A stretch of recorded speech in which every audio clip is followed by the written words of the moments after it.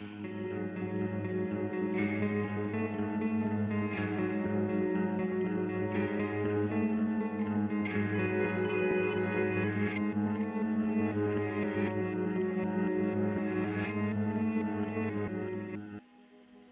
right, well, what's happening to us is just natural. Feelings change. But without you, I wouldn't feel anything at all. What do you feel now? Are you really interested? No. There you are. You see, it's the same with me. I don't even want you now. Hey guys, welcome back to Spooky Tuesday, a weekly podcast where we're breaking down all of our favorite slashers, thrillers, monster movies, and black comedies on the new scariest day of the week. I'm Cindy Thompson. I'm Monica Height. And I'm Chelsea Duff. And do you guys feel that? Do you feel like something like in the air? Something Humidity? like a whispering wind? Pollen? You would think no, it's not humidity or pollen, but maybe those are also there. But that's not what I'm talking about. It's this distinct kind of ephemeral feeling. It's maybe, is that the winds of change? Change? Whoa, Change. I feel it. Oh. I know. Well, now that you mentioned it. It's all around you, right? Right? It's like it's really there. It's right there next to the pollen. I feel like also like we kind of like look different. We've maybe had a glow up. Do you feel like we had a glow up maybe overnight? Are we also 1 year older? Well, at least one of us is. Well, I mean, that's part of birthday. it. The winds of change for me are more specific. I am older and I'm acutely aware of it now because I threw out my back yesterday. But I'm talking about the positive points of change. Change is scary. It can be bad, but sometimes the change is good and it results in 3 incredibly good-looking people somehow becoming more good-looking. Wow. One Makeover incredible status? podcast suddenly looking so much sexier, and a way that you could describe this, there's a word for it. It's actually called a spooky rebrand. And oh my god, that's what it is. I feel that's it. what it is. I know. It. I knew what it was because it's my birthday and I have that sixth sense because it's my birthday right now. I can just that's feel how birthdays work. Yes. Happy birthday, Queen. Thank you so much. And thank you so much for coinciding our sexy little rebrand with my birthday because it is the ultimate birthday present for me. We have been working on this for many, many months with one of our wonderful listeners, Ryan. Who escaped Ryan jail. Yes, he worked hard to escape the immediate doom that you were born into when you were named Ryan. And it started with him immediately acknowledging the fact that he is so sorry that his name is in fact Ryan. Step number 1. Yeah, you got to acknowledge the problem before you can fix it. it. That is so respectful. Seriously. But he reached out to us and was like, I love you. I'd love to do some art for you. And we were like, we love that. We love to see art. And then it was so fucking incredible. We were like, what if we change everything about ourselves and become what Ryan has created? So over the last few months, we worked really hard with him to create. Well, he worked really hard and we said a bunch of crazy He worked really hard with us. Yeah. He worked really hard with us. Let me turn that around really quickly.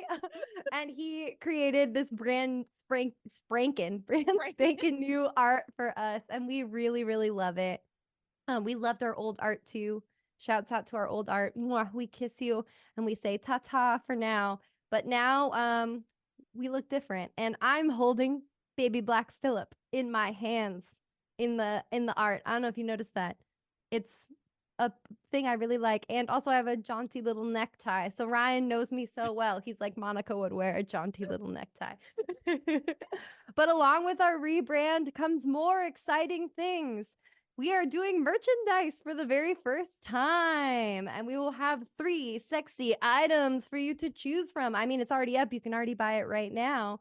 A sweatshirt, a beautiful t-shirt, and a sexy little dad hat. Ooh, baby. A spooky little hat. A spooky little hat is so important. I'm like probably most excited about the hat.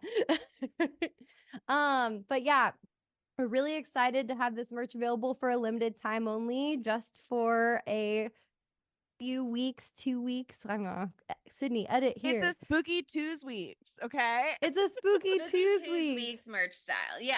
I Yeah. mean, Yes. Merchandise it is edition. going to be around for a little bit, but it's a pre-sale situation. So you got to get your order in before orders close. That's how it works, friends. Time's a ticking, tick tock, tick tock. And if you want to look fly with beautiful drawings of our faces on your chest, then the time is now. Anyway, you we're absolutely really want our faces on your chest. I'm so sorry. I mean, you what other do. face would you want on your chest? I don't know. I have no Nobody. idea. I have no other ideas for other faces to put on your chest. No, it's ours. It's ours. So yeah, we're really, really excited about it. So hopefully y'all are too. And rep some spooky merch out on the street. Get asked questions about it and spread the good word. Thank you so much. But Spread the gospel. spread the good gospel. But okay, hold on. Stop talking about that, Monica. It's about me right now. Let's bring it back to my birthday and Let's my bring it back birthday to pick. Monica. Yeah, let's bring it back to my. We're getting a little out of Monica's hand favorite there. thing, Monica. Yeah, of course. Dear God, I hate myself. Anyway, it's my birthday, and I got to pick my very favorite movie of the year, to choose for you guys to actually probably foist upon y'all. Because watching this again, I was like, oh man, this is a fucking agony to experience, but for me, in the best possible way. We are doing a video nasty. A classic in many regards, a cult classic for sure, and that's 1981's Possession. And we'll start off right away by reading the IMDb logline. A woman starts exhibiting increasingly disturbing behavior after asking her husband for a divorce. Suspicions of infidelity soon give way to something much more sinister. Which, I guess you can't really synthesize this fucking movie. But that's describe this movie. that's I probably as did good as it can see- get. Yeah, I did see the word tentacles in a description somewhere before I watched the film, unfortunately. I can't remember if it Oh, was in the Shudder no. description, because if it's not in the IMDb logline, it had to have been there. But I think there's a little bit of a spoiler. But That's also, a huge bit of a spoiler. maybe I was glad to know that there were going to be tentacles. Maybe I was glad to brace myself eventually for tentacles.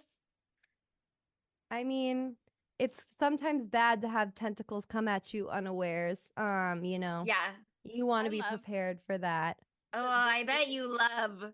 Go ahead, say what you love about surprise tentacles.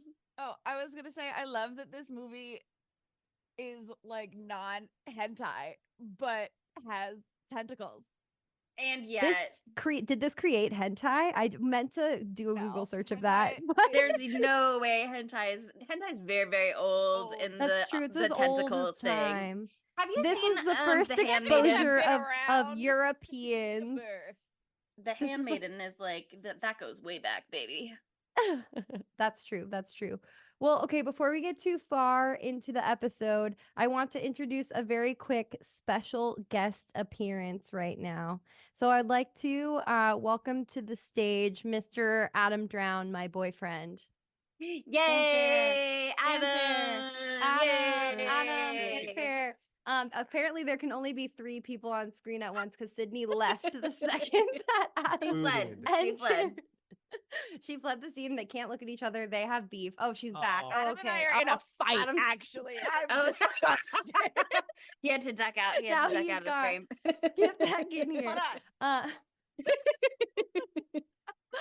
But Adam is here because this is actually a classic Polish film, a Polish director, and he's here today to tell us how to say the director's name. Yes, this is part of a new segment called How to Pronounce the Polish Name. It's we're gonna do it every time. Yay! Yep. What an exciting segment we're gonna have so A new often. segmento. Today's will This is take about Adam's 20 minutes. segmento. So strap in. The director's name is Andrzej Żuławski.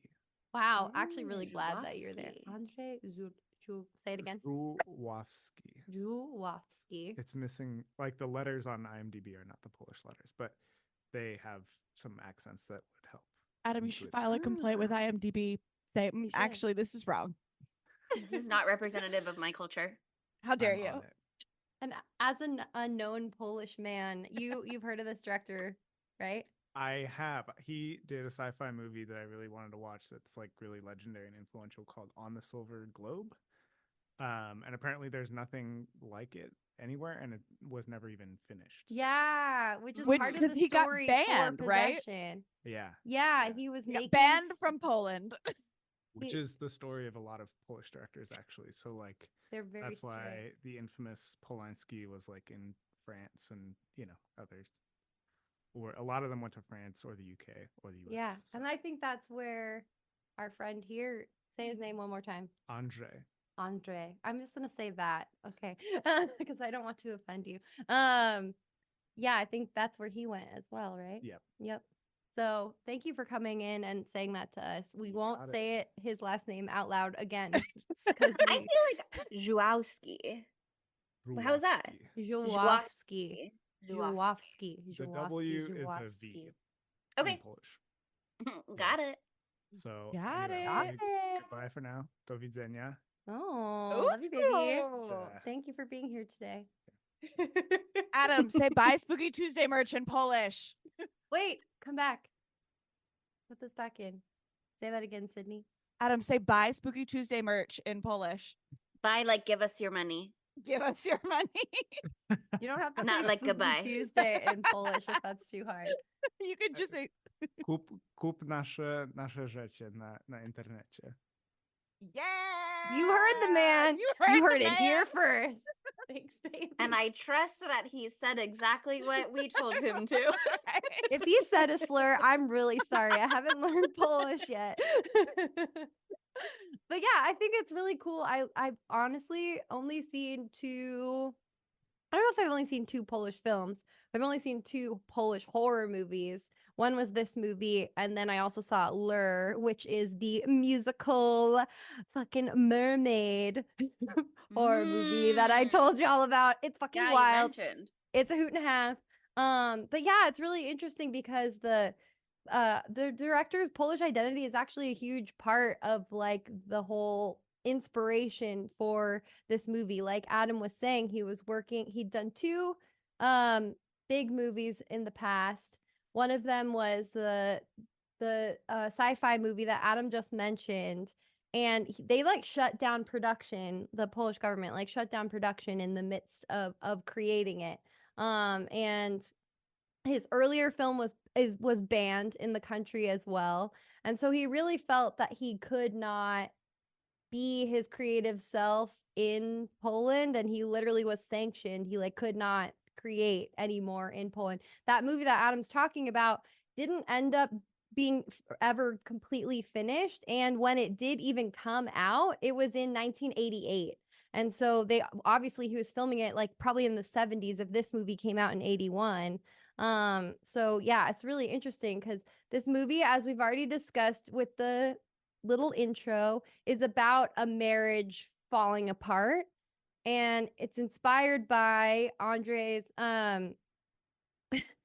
end of his marriage. He had a marriage that fell apart, and the pain that you experienced there, but it was also about his relationship with his home country ending and that sort of agonizing like identity shifting pain, Loss of faith. Lots of faith, exactly. Yeah, there's so much going on in this movie. First off, before we get too far into it, are you guys okay? Are you feeling all right? I'm sorry. The whole time I was watching this, because I had to watch this twice. The first time I watched it, I was very high and got too overwhelmed and had to turn it off and think about my Fair. life choices about watching this. And then Fair. this time I was completely sober and just thinking, what the fuck? And having a very hard time following what was going on. But honestly, I don't think I needed to. Like, it's a grower, not a shower in regards to what the fuck is actually happening. I read 13 articles and now I think I know, but not for sure. Like not for sure. It's all up to interpretation too. What did you think, Chelsea? Yeah. Sorry. Yeah, I watched it in segments because I started it. I wanted to watch it while it was like dark, nighttime, spooky, etc. But then I was so sleepy and I was dozing off, and I was like, if I let myself fall asleep watching this movie, my brain is gonna create something that's gonna completely interfere with whatever's actually happening here, and I'm gonna be unable to divorce them. So I had to just go to bed and pick it back up in the morning. I also told you guys before we started recording, I accidentally spoiled the ending of the movie for myself before No. I watched it because I had 8 minutes left before an appointment. And then afterwards, I was like, I finished the movie. I can do my research now. And then I went, when did that guy die? And I had to be like, oh, wait. So it wasn't ideal. I was going to watch it a second time because I had the time. But once I finished it and I was like sitting with it a little bit, I was like, I don't think just like letting it play a second time is gonna change my experience necessarily. I think I need like to sit with it. And I think if I had watched it, 6 months ago or whatever, and then was watching it for the second time now, that would be different. So I think right now I can only come in with first reactions, but it did make me think. It's ultimately in the end, it's different, but it made me think a lot about another movie that we have on the schedule coming up in a few months. So I'll be very curious to see what you guys think of that one, and if you guys see similarities when we go there. But I don't even want to like say what that is and color your experiences with either. Okay, we'll put a pigeon pin in that until 3 months from Mhm. now. Yeah, I mean, I totally feel you about like not knowing if you would glean more from watching it again, but I did have a chance to watch it twice in the last 24 hours. But it's been a crazy 24 hours. That's a lot. But like I watched half of it. So I watched it for Raiders of the Lost podcast, like we talked about. I think it was one of my first picks of the whole draft. You loved it. Yeah, Uh-huh. it Because like I struck you loved it. immediately. Yeah, it struck me so much. I mean, that time too, I also had to split it up into multiple sittings because I was running all around trying to watch 26 movies. I started it then, and then I made it like 2 minutes in. I don't think they had even walked away from the car yet in the beginning scene. And I was like, I don't have the space for this right now. I know this is Totally. weird, and I've got to click away. That's how I felt with Eraserhead. I got like 15 minutes in, and there's like comparisons to Eraserhead in this, and I was like, Oh, I fucking interesting. could not fucking stand Eraserhead, and I loved Yeah. this. But Eraserhead is so removed from humanity, like, and the Yeah. way that humans act. You know what I mean? I think I can take that to an extent. Like, for example, Killing of the Sacred Deer is a movie where they play with like how humans act. You know, like that's part of the atmosphere is everybody is acting very strange, and I loved that movie. So maybe that made me more ready for this even on a second watch, because the way that they act is super bizarre. But yeah, I mean, the first time I watched it, I was just totally like taken aback, just because it's just such a jarring experience. It's like that part in the movie where Sam Neill slaps the ever loving shit Oh my out God. of Isabelle. If that's how it feels to watch the movie, you're just being whipped about and you're very And then you alarmed just all keep the standing time. there and taking it, and then you get hit again. Yeah, again and again and again. And it never ends for 2 hours, but positive, at least for me. This time around, I watched half last night, and then I got too sleepy eepy, and so I watched the rest this morning because, like I said, I threw out my back, so I've had a lot of time to watch movies. Um, and yeah, like after I watched it this second time, I definitely paid better attention this time around, but still I was really confused about a lot of the themes and what stuff can mean, because the dialogue is hard to follow in a lot of places.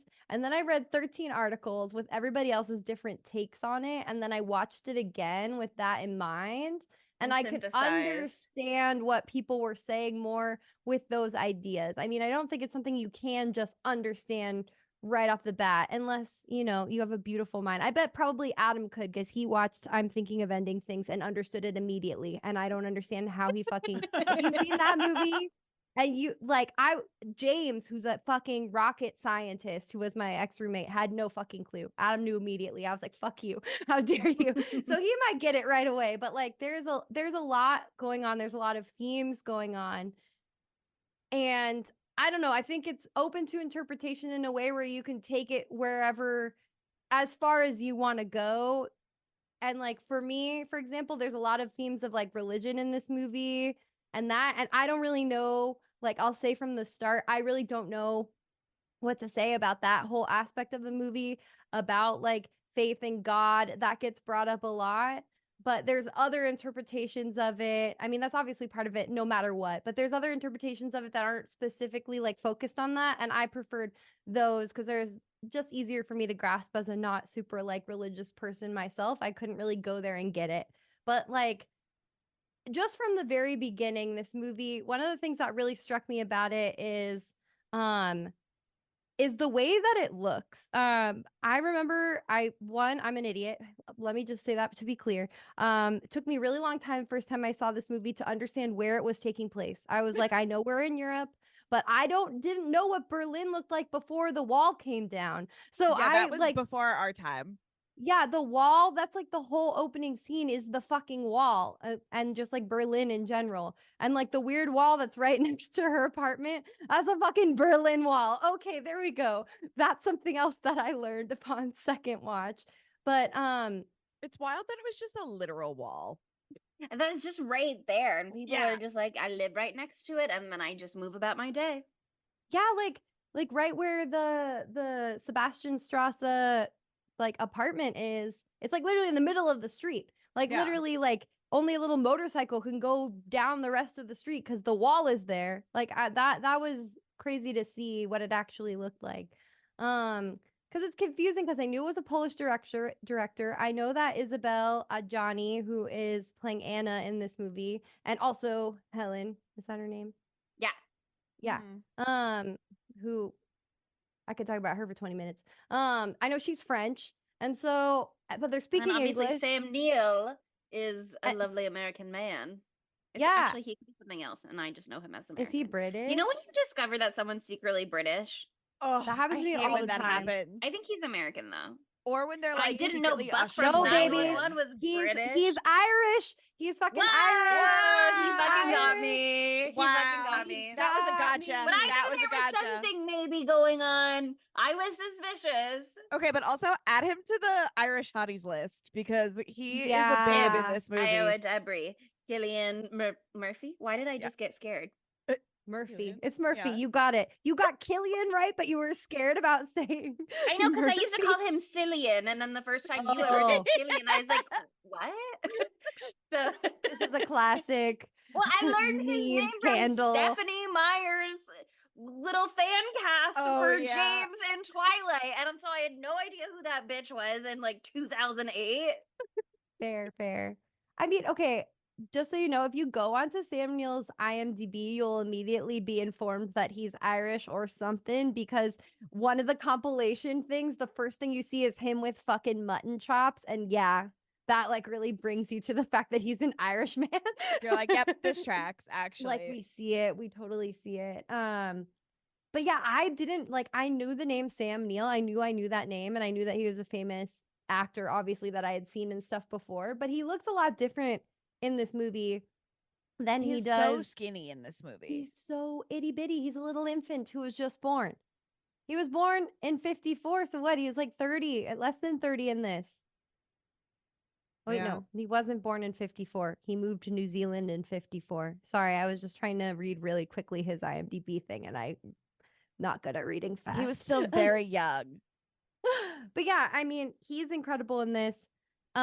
Just I immediately thought when I first watched it, I was like, the way that it looks, like this could be like a modern indie. Just like some of the shots and just like the styling out of time, you know what I mean? And also how crisp the video was. And so this goes back to our episode last What we week talked where about, we yeah. did The House of the Devil. And Chelsea, you were saying that you didn't think it was believable. Not that you didn't think it was believable, but one of the things that took you out of it seemed was too how crisp. Yeah. crisp The House of the Devil was. And I think that the issue there is that it's just the movies that haven't gone through the total technical remaster Mhm. such that Possession has gone over. Definitely, yeah, the quality looks like ass shit. But this movie has gone through the ringer to even be viewable by our eyes in the modern day of 2024. And so we're lucky to be seeing it, and we're lucky to be seeing it after it's been remastered so beautifully. I was taken aback. But y'all know about how we were only able to see this movie in the last, when was 2021? 3 years ago? In the last 3 years. No. No. Yeah. I guess I'd so never heard about it before then, but fill me in. it's super cool. So it's really interesting. This movie is a certified video nasty, which is one of the sexiest terms that exists. But yeah, it was during the 80s. There was like this period of like conservatism worldwide that happened. Reagan's And fault, probably. Unfortunate. yeah, we were talking about it last week with the last year we probably talked about it as well with the satanic panic. But I think we talked about it for like Evil Dead and stuff maybe before well, too. yeah. Like Yeah. the video nasty term has definitely come up on this podcast because it's so memorable. I filed it away. No, totally, and exactly that. So it was during the time of Prime Minister Margaret Thatcher, little bitch ass. Hate her. A ton of horror and exploitation films were subject to censorship. So once this movie came out, it like was ripped from theaters after it debuted, and then it was not released for consumption in other ways. Like you could not get a hold of it. So other movies that have been video nasties were The Evil Dead, like we just said, Wes movie. Craven's The Last House on the Left, which is fucked. And Mir Zarchi's, I don't know how to say his name, sorry, I Spit on Your Grave, which that's a fucked up one too. Yeah. I And of love that course, movie. I Unfortunately. still haven't seen it. And of course, Cannibal Holocaust, which I also What? still Why haven't would that would seen. make the list? That's I crazy. That movie's so know. gentle, famously gentle. But yeah, so those movies all got like released in the US still. And so they got like people at least saw them when they came out and then they like were hunting them down, you know? But this movie didn't actually make it to the US market in its full form. This movie's 124 minutes long. It's long as fuck. But for me it works. This was only released in the US in a very deeply censored and cut 81-minute version. And in that That's 81, a huge fucking difference. it's a huge Yeah. fucking difference. And you know what they fucking took out? They tried to make it mostly a horror movie. And I don't know, you all might disagree with me here, but for me, some of the most compelling part of this movie, even though I love the fucking tentacle porn shit. Love that. It's so gross, disgusting, pus. We love it. I love the like balls to the wall, insane fights between Yes. our main couple. Like just seeing that like agony and them completely lose their minds. The chaos. The chaos. They cut a lot of that marriage dissolving plot from it to focus more on the monster. And so it just like lost a lot of its meaning for what I understand. I mean, I haven't seen that version, but people didn't fucking care. And even the fact that the guy who did E.T. created the monster for this, what's his name? He created that tentacle monster. Carlo Rambaldi. Great He name. worked on Alien and E.T. Like even that like wasn't enough to get horror fans in the US like excited enough, and the movie just wasn't as good when it wasn't the whole thing. So people didn't fucking care. So they didn't search for it quite as much. And then people who knew to go looking probably knew that it was not the original, therefore like why bother? You know what I mean? Like even people who would be into it, you're dampening a lot of excitement when it's like, and we won't even give you the thing. Like we'll give you half of it. yeah, no, totally. And so you just like couldn't get a hold of it at all until like I think like 2014 maybe. Like there was tall tale talk of this movie because it's so There's fucking lore. insane. There's lore, there's mad lore because it's so insane. It's such a feast for the eyes. It, like I said, bitch slaps you for 2 hours and 4 minutes. But like, you know, there was literally no way to see it until it was released eventually on DVD after it was fully restored. And that was like, I don't know, maybe in 2014 or something like that. Forgive me if that's the wrong date. And then it wasn't until fucking Shudder, man. Shudder. Shouts to Shudder. Shudder. They got the rights to it somehow. and then they released it for the 40th anniversary, and now we can all see it. But up until 3 years ago, you could not get your hands on this unless you got one of like the 2000 DVDs that were released, or like a bootleg version of that or something. So that feels really cool to me, that this movie, like, I don't know, this is on so many fucking lists, and I feel like, I don't know, I mentioned this at the intro last episode. Now that this movie is out and it's about and people are seeing it, I see clips of this shit everywhere. I mean, like, now that y'all have seen it, do you have any past recollections of this being memed in the last year? Because I've seen it memed like 10 times. Also, like Alamo Drafthouse, when they're like, keep your shit together during the movie, don't go crazy. They show the scene in the subway. Don't have a meme, but do y'all know the band Massive Attack? Yeah. Oh, yeah, I watched that earlier.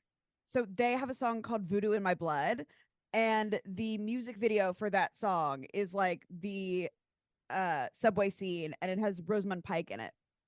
Like, Oh, she felt- is shit. doing it. Yeah, Oh, I mean, cool. they have I like would their love to see own. that. It is really cool. They're doing like a take on it because there's this like floating orb thing in it that obviously is not part of Possession. But it's really interesting. Rosamund Pike, 100% the right call to do something like that. Like, Yes. that was very good casting. Yeah, I'm gonna watch that immediately. We'll put a link in really- our bio. Yeah, or our link in our it's show a notes. super interesting music video to watch after seeing this movie for sure. Damn. Yeah, I mean, yeah, so it's a hard one fight here. This director, I mean, he had to go through the ringer to even get this movie put out. And this movie, even though it went through all that, it premiered at Con, right? Yeah. And it was like up for a bunch of awards. And like Isabelle Adjani, Adjani. she won for her role in this. I think at Con for like an acting thing.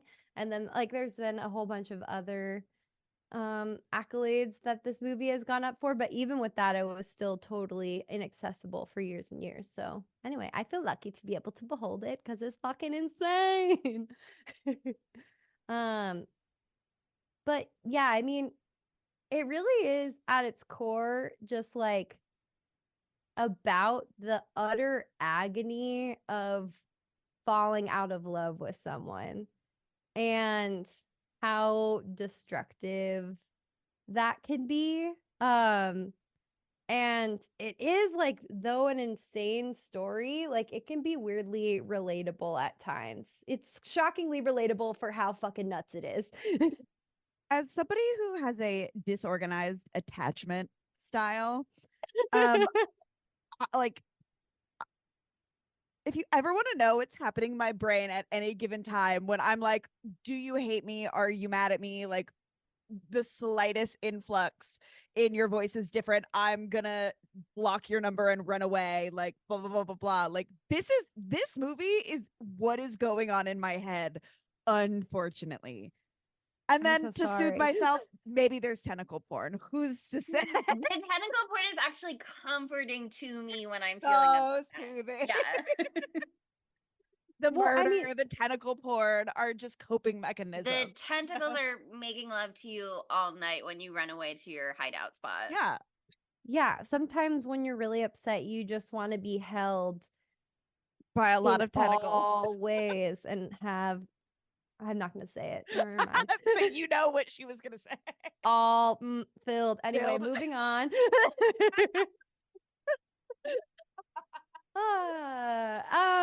But yeah, no, I mean, it's really interesting because this movie like starts out and you're kind of in Mark Sam Neill's perspective for a large part of this movie. And like at first, you know, you're looking at Anna's character and you're like, what the fuck? Like he comes home, she's like, it's over. He wants to know more information. And like it's slowly, the information that comes out is also damning to Anna's character, damning in scare quotes. But But one of the things I like about this movie is every time it could be like super, super, super sexist, it still is. Don't get me wrong. They're like, no, but Mark is a fucking batshit insane moron as well. So don't worry. There is a bit of balance here. Because just when you want to like maybe be on his side, he just completely becomes like a violent monster. Yeah. You feel bad for him, and then they meet in the cafe and he starts throwing chairs and chasing her across the room, and you're like, no, Never he does mind. need to be restrained, and maybe there's a reason she's cheating on him if he's like this. Like, Yeah. I don't know what he was like before. I didn't know the guy. Also, he's fictional, but like that this is his reaction, not to, anger is so justified. Cheating is so horrible. It's such a mind fuck for, especially in a marriage. Like, that is a whole thing. But he is so immediately jumps to a violent physical reaction, even when it's not immediately pointed at her. It's so hard to get on his side. And you're right, as soon as you are at some points, he'll slap the shit out of her, and then she's spitting blood out in the street, and it's like, Yeah. it's so much to take in on all sides in this movie, because there are times where you almost want to see them have an honest conversation, and they're just, given the circumstances of what's going on in this movie, they can't. They never could. They never could. And it's so interesting because like at the beginning it's sort of characterized by like they just like have lost the spark and like have fallen out of love with each other. Like there's He's that scene gone when too they're in much. bed. Yeah, because he's like a spy. By the way, he's a spy. Yeah, I don't think I got that at first. Yeah, I like just was was like, rewatching the "What's his job?" beginning to understand the end, and I was like, okay, thanks for adding that in. It does nothing for me that there's this weird spy subplot, even though I've been It's- watching only James Bond movies lately. And it just got announced that Aaron Taylor Johnson is going to be our new James Bond. So that's for the girls. That's for the girlies. Ugh, But I also, mean, too, I think whew. like, especially with it being obviously in the Cold War, spies were such like Yeah. a thing, but also it makes him more like paranoid and all this kind of stuff. You know, he's really taken his work home. Totally. And I don't know, it kind of adds to your sympathy, at least for me, my sympathy for Anna's character, because I have a lot of sympathy for her.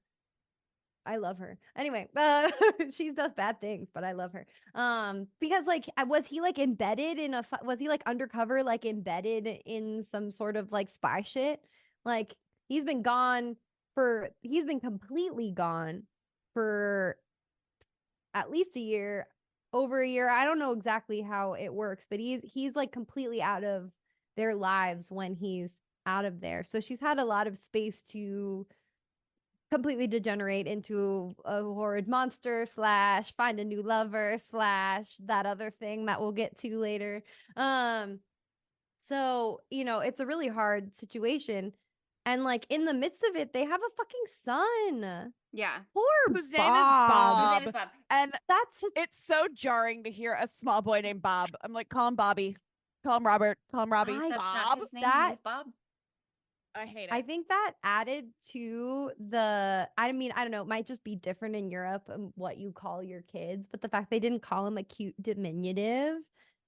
I know that they do that in Europe. Okay, so it is part of it. Like the fact they don't call him like a cute diminutive just like shows like sort of the vibes in their family in general too, because like this is like a marriage horror story for sure. A lot of the horror is just like how you can treat someone that you used to love.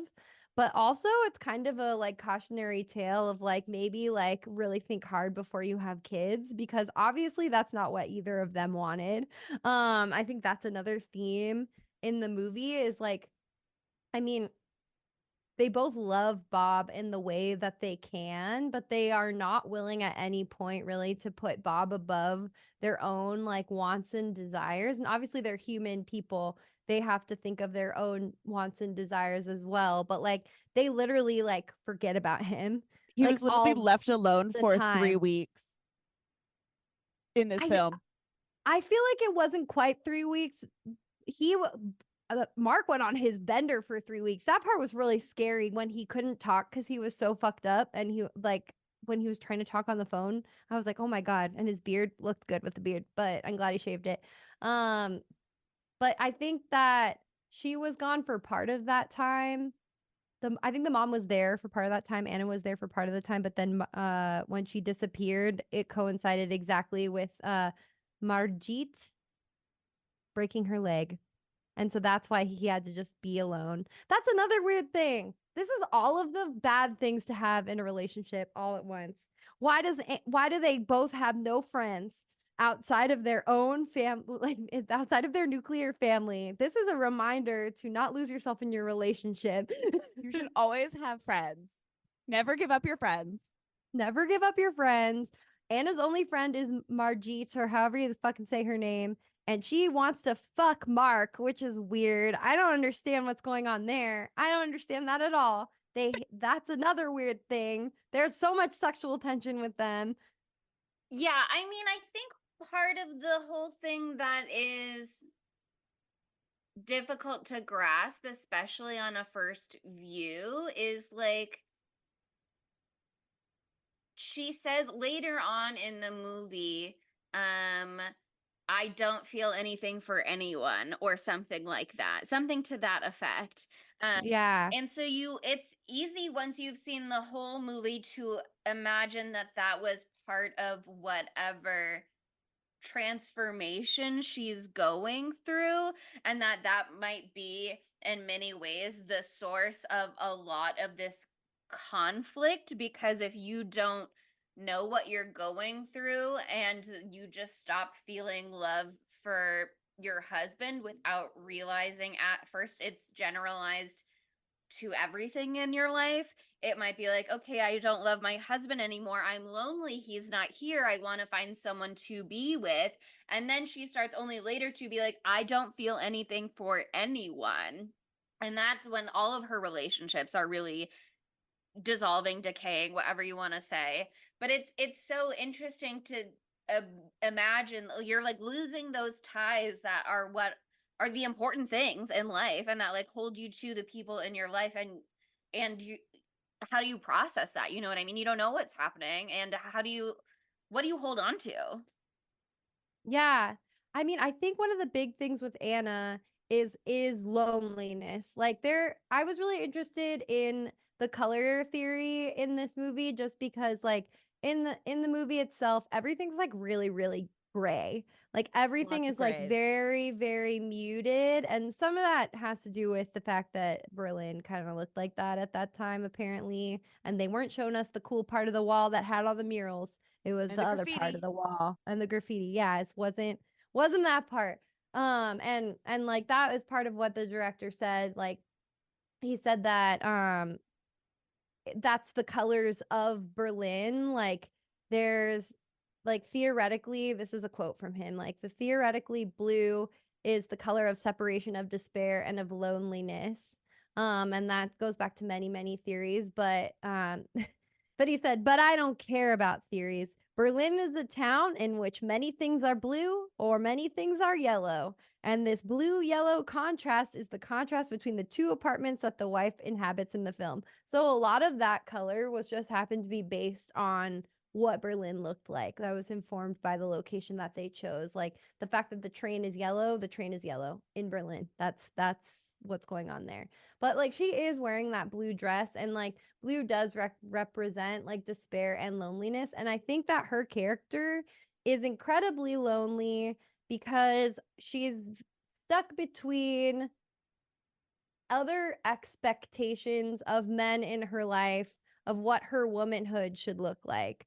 I read a lot of articles and ones that spoke about Anna's womanhood and like the way that she expresses herself were the ones that hit me the most, because with Sam Neill's character Mark, right? Yes.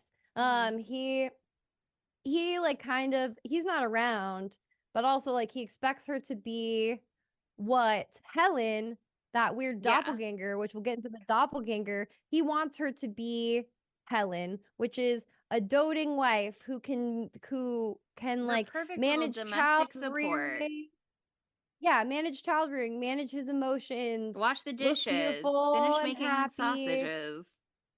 Yeah, keep the house all together and balance it all and not be too spicy about it. You know what I mean? Like that's what Mark wants from Anna. Then like that obviously wasn't working from her for her. So she felt loneliness there. So she sought out someone else to help her in other regards, make her feel other parts of her womanhood. So that's Heinrich, who I love Heinrich, by the way. What a fucking guy. But Heinrich sees her kind of as um, like a manic pixie dream girl. It kind of seems to me like, oh, her art, her artistry, her ballet. She's sexy. We do drugs. She goes crazy. I am her escape from her dreary life. Blah blah blah blah blah. And that's not the whole picture He's of her not getting the either. real Anna. He's getting not vacation Anna, but like in many ways, he's getting escape Anna. You know what I mean? That's not an Anna Escape who has to Anna. really deal with the realities of her life. Yeah, and then there's Bob, who's a little innocent boy, and he's not to blame at all, but he wants his mommy, and he wants her to be his mommy, and she doesn't maybe want to be mommy all the time. And so, like, she's stuck between all these different people who don't really get her. Meanwhile, like, her own personal dreams never came true. And I think that's what leads her down the road that she goes down, is just like complete lack of support, and it plays out in the most grotesque way possible. I mean, especially if Margit is like not necessarily a very good friend who maybe has always wanted to fuck her husband or whatever, you can imagine Yeah. that even with people in her life, even though she has a husband, she has a best friend, Margit, she has her affair partner, Heinrich, she has Heinrich's mom who has dinner and coffee with them, it seems. Like, these are not necessarily people who have her best interest at heart as opposed to what Totally. she is to them. Exactly. Exactly. It's like they all want something from her instead of like wanting to be there and be with her, you know what I mean? Um I don't know. It's so interesting. Like reading all those articles really made me like the movie a lot more, because like there's so many monologues and like crazy screaming matches in this, especially between Anna and Mark. But like, yeah, they're just being really mean to each other. You're not really learning a lot about. You're learning about them, but like they're kind of giving like the lowest blows that they possibly can back and forth for 45 minutes. I think that we learn like a lot about Anna though when Heinrich drops off that tape of the Scary. ballet Yeah. thing. That I texted Monica and I was like, "What the fuck is this ballet scene?" I didn't get it at all the first 2 times that I watched it. I was like couldn't even understand what she was saying. I had to turn on the closed captions, which I hate doing that shit, but I did it for this. And I still was super super confused. And I think this is a point where the conversation of faith comes up a lot, and I don't know how to parse that part of it. But I do think that this part is where you kind of learn about like her career and her aspirations, like as a dancer, I think. And that's where I'm getting that part about her career aspirations, like Not never being coming. Yeah. fulfilled. Because I Well, yeah, think because that's part of her reflection in that tape is like, I pushed that girl to her breaking point, to the point that she ran out sobbing, basically. that was fucking crazy. And Oh now my she's God. going to discover about herself how hard she's willing to work and what kind of work she's willing to put in to be better or the best. And that's something she's going to need to know if she wants to be a dancer. Yeah, because I think there's obviously a zoom out of the faith, like sister faith versus sister chance. That's like that whole nearly unintelligible rant that Anna goes on, where Heinrich is videotaping her. And before I get to that, actually, I think honestly this film, the fact that Heinrich took this film of her also like reinforces the whole like manic pixie dream girl thing, where he was like, look at her being so interesting and evocative let me film her, but he's not consoling her. He's not actually like there for her as she's going through these really hard times. He's just like documenting it. He's Um, almost allowing her to be a little bit in that sense, like the male archetype of like the cruel genius, the cruel artistic mm, genius, which is interesting, especially because he's got such beautiful, gorgeous, free-floating ideas about like breaking out of gender stereotypes and molds. Like he's not like a stiff, closed off man like other men. you see how many buttons he has unbuttoned on his shirt? You Which see Yeah. the way I he did love. twirls? Yeah. I love a man who is not afraid to unbutton a button down. And he also is definitely interested in men as well as women. Oh, 'Cause I he was agree. like, Oh, it's so palpable. Yeah. it's so clear. I was like watching this again and I was like, one, we could have done this for Obsession Month, easy. And two, we could have done Mhm. this for Pride also. But you know, instead it's my birthday, the other great holiday. But yeah, I mean, he was so very flirty throughout this movie with everyone, and I did love Well, that also detail. he says to Mark, he's like, Anna's gonna I had a family before, but Anna's gonna be my family now, and also you and maybe Bob. Like Bob is That not was really part of the Maybe. Poor consideration, but Bob. Mark, you are part of the consideration. And he also Bisexual has king. that line like right in there about the people that they sent to concentration camps, which felt very much like he was saying, remember how gay people got sent to concentration camps? Okay, I'm in that group. I don't remember the Oh, rest yeah. of the context, I but that missed felt that. to me like a little self-identifier. And there's still Definitely. a not a small amount of gay stuff sprinkled in here because Oh, we've yeah, we'll got the get to the gay detectives other also. put a pigeon pin in that. Pigeon So pin, before but pigeon pin in that, because that I definitely wanna talk about. But, like, back to Heinrich and Anna's relationship, like that video was so crazy, specifically the Faith. I just want to talk about the Faith and the sister Chance thing really quickly before we move on to the investigators, the PIs, and all that shit. Because I really didn't know what the fuck was going on at first. And like, I can't speak to the religious nature of it, but I think it was kind of like boiling down to like she didn't have it. I think it's intentionally unintelligible because like she obviously is like having a breakdown and she's like maybe it's like something ineffable that I can't actually ever articulate. So I think that's part of it.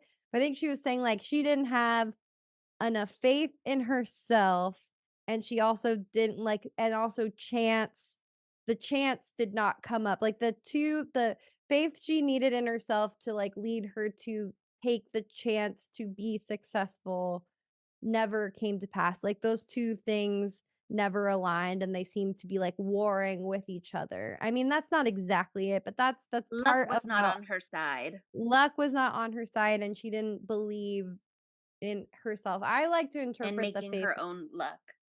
yeah, and making her own luck. And I think she did have like faith in God as well. I think that's part of the subway scene later on where she's like, my life is in shambles. She's looking to Jesus and she's like, why aren't you doing anything? That kind of is what that feels like to me. Um, but because she's, like, just staring at Jesus and she starts whimpering, and then she just absolutely loses it. Like, what did you guys think about that part? Like, what did you This think was happening there? Because I was like, "Oh, it's just crazy," at first, but then I was like, "Okay, I'm thinking deeply, and I'm still not sure." for me, the title of the movie played a strong role in that because especially maybe it's because we just did The House of the Devil, um, which is a different kind of movie, but devil, Satanism, possession, she's behaving strangely. I think the title of this movie almost refers more to like having physical possession of something, her body, whatever it is. But I wasn't sure if this wasn't like a movie about a possession by a demon or whatever.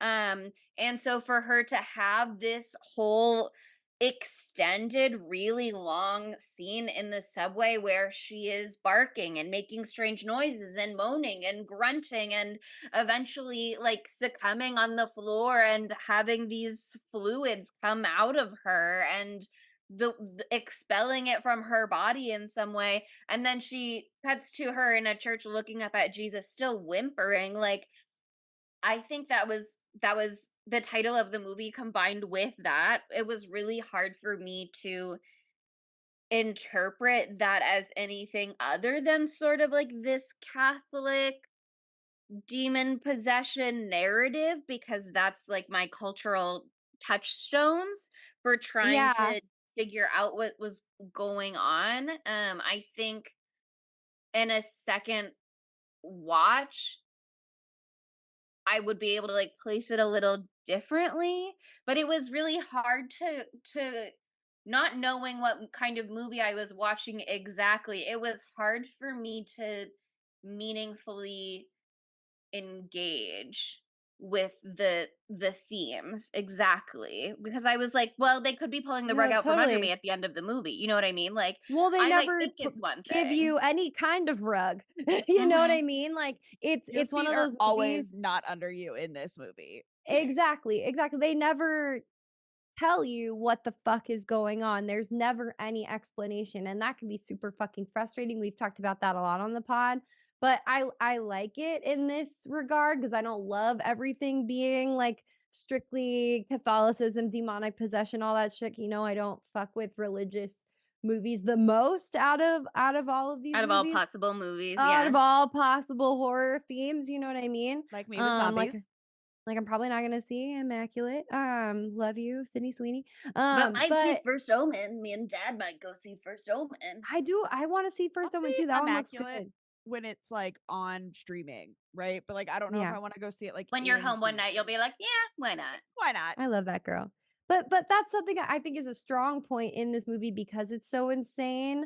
Like that, I love all the different things like that. It's like I said, bitch slapping you back and forth over and over and over again. Like I definitely think that there could be like a literal possession happening, but then they never really like like they don't tie that up enough for you to say that that's what it is for sure. Like we're saying, I think another read on it is just like her discontent. I like to read it as this weird backwards feminist shit where it's like the power of her discontent birthed a monster.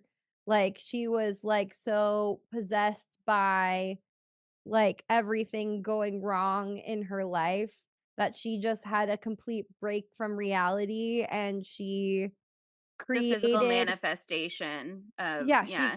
created from her body with her magic lady powers, uh, a weird baby that she fucks into the man that she wants to have. That would be the perfect man for her. It's horrible. It's horrible because that is what What a happens. She way to does give say it. she does, I know. She gives birth to this animal and then has sex with it a whole bunch of times, and then it turns into the better version of her ex-husband. It's It's really giving interesting. slice. Isn't that so interesting? That's like when you look at it on its face, because I didn't understand what was happening because she was like, I had a miscarriage and that was Sister Faith. And I was like, what the fuck? What is going Who's on? that? It But was really hard to place the timeline of everything for me. yeah, It was that was really a hard to grasp flashback. that. Well, the That timeline was whole scene was a also flashback. Yeah, well, I understood that when they cut back to their conversation, but I did not understand what I was watching when I was watching it. and the Yeah. timeline is harder to follow because did y'all notice that they are wearing the same clothes throughout all of this at just like different levels of like dishevelment, but it's not like linear.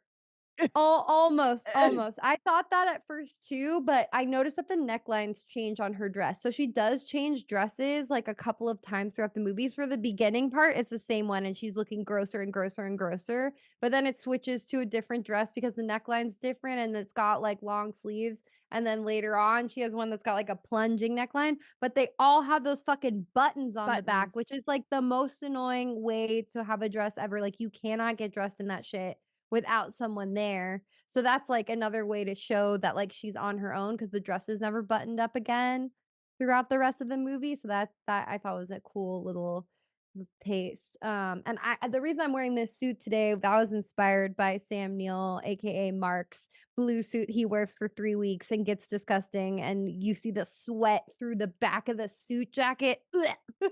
It was gross. He looked like he smelled really bad. Um, but yeah, no, I don't know. I love how that scene is just you're like, what is the quote from Anchorman? No one knows what it means, but it's evocative. It But keeps it's the people provocative. going. Like that's what that scene like feels like. But there is a lot of meaning there. It just like it is super open to interpretation. Like I like it outside of the context of religion, and also obviously that plays into it, but also knowing what Adam just said now, because I didn't really look into what type of movies the Andre did before this. Sorry, I just like don't want to fuck up the pronunciation, so I'm just fucking it up instead. um he did sci-fi stuff, right? That's what the movie with the word silver in the title. And so I see like a sci-fi angle on this too, wherein like Helen's character, like with her vivid green eyes, the fact that she's a doppelganger. I mean, that reminds me of Saltburn, where the doppelganger is a sign of your impending doom. So that's just something to keep in the back of your head. Um, but with the doppelganger, she has that one quote, and this won't be even close to exact, but when Mark and Helen are talking, she's like, "I'm from a place where everything is different and it's interesting." Like she's talking about like what she's experiencing as if like she's like not from around here. So it's like somehow she also has already been created. Like maybe Mark didn't realize he gave birth to a little demon baby in an alley and it turned into a perfect version of his wife. But like it seems like there's something otherworldly going on there too, but there's no info on it. Yeah, I mean, the doppelgangerness of this movie is so interesting because with her in particular, and I had to look it up to be like, is that for sure the same actress? Because like the bangs plus the green eyes were really throwing me off because I could tell Yeah. that they were like weird, but I couldn't tell why at first. And then I was like, oh, and he said the comment about the wig, and I was like, why did he say that? And then later I was like, I think maybe this is the same girl. So I checked and it was. But that for her seems very thematic of like all of the things that she's not, the perfect alter version of her. But we get the other doppelganger later on, obviously. That, you know, is that a perfect version of him? Has she been replaced at somewhere along the way? One of the reasons why when I started this a bazillion years ago and then didn't finish it, it was because I had just watched Stepford Wives, the old Stepford Wives, and I was like, can't do another marriage horror movie right now. And it's that obviously has a doppelganger element in it as well. Invasion of the Body Snatchers, there's like overlapping themes with that. It's Totally. interesting to see the way that it comes into play here, where like is it a replacement thing, is it like a metaphorical, like I'm not replacing you as a human person, but I'm stepping into the role that you are vacating from your life. It's I'm not sure I need to watch it in 6 months from now after dwelling on it quietly in the background, I think, and then I'll circle back to you. Yeah, I mean, ruminate on it right now while we talk about the other parts of the movie, but when it comes back to the end, I want to talk about that more because it's really interesting. Like, why do these things exist? But of course, I want them to be aliens instead of religion. Of course, it's me. Of course, I want it to be Of course, aliens. I I want want them it to to be be weird, freaky aliens. little monsters and not I want them to religion. yeah, I want it to be that. I want it to be that. Um, but okay, let's get into our gay detectives. Love I them. I'm glad that they had a little comic relief in this movie, though it's very brief because our first PI, um, who has a name and I don't know what it is so Emmanuel. bad. Emmanuel is so bad at being a PI. It's just so funny. Okay, yeah, he Here's the follows thing. her, but you're supposed to be incognito, and he's just like Okay, do do do do do do but do also like he's watching her pretty much the whole time. There's like one or two moments where he like does something a little silly. He takes his eyes off of her. Because I also was like, he's being very obvious. But if yeah. she's not looking around at all, if she's not being aware of her surroundings at If all, it's not there's obvious really to no her. need to. Yeah, she's the one he's hiding from. And if he's not on her radar, then there's really no reason to be flying under the radar. Yeah, so he's So like, look at that bitch. She's got no idea what's going on. That man just ate her banana and she doesn't give a She shit. had So no I can stand clue. right in front of her and it won't matter. The banana part I liked. but the banana part was terrifying. Yeah, it was terrifying, but I was like, "Oh god." Also, okay, here's something stupid that's not smart at all that I wanted to talk about. How often is this bitch at the grocery store? What do the people at the grocery store think? Every time we see her, she's laden with groceries, and I just like want to know the clerk's perspective. Be like, "Damn, Anna is looking worse and worse. Is that the same dress for 3 weeks? Someone Okay. help her." I don't know for sure. And it looked to me when we saw her fridge, and especially when we saw what was in it, that there was plenty of space in there. She had a full size fridge.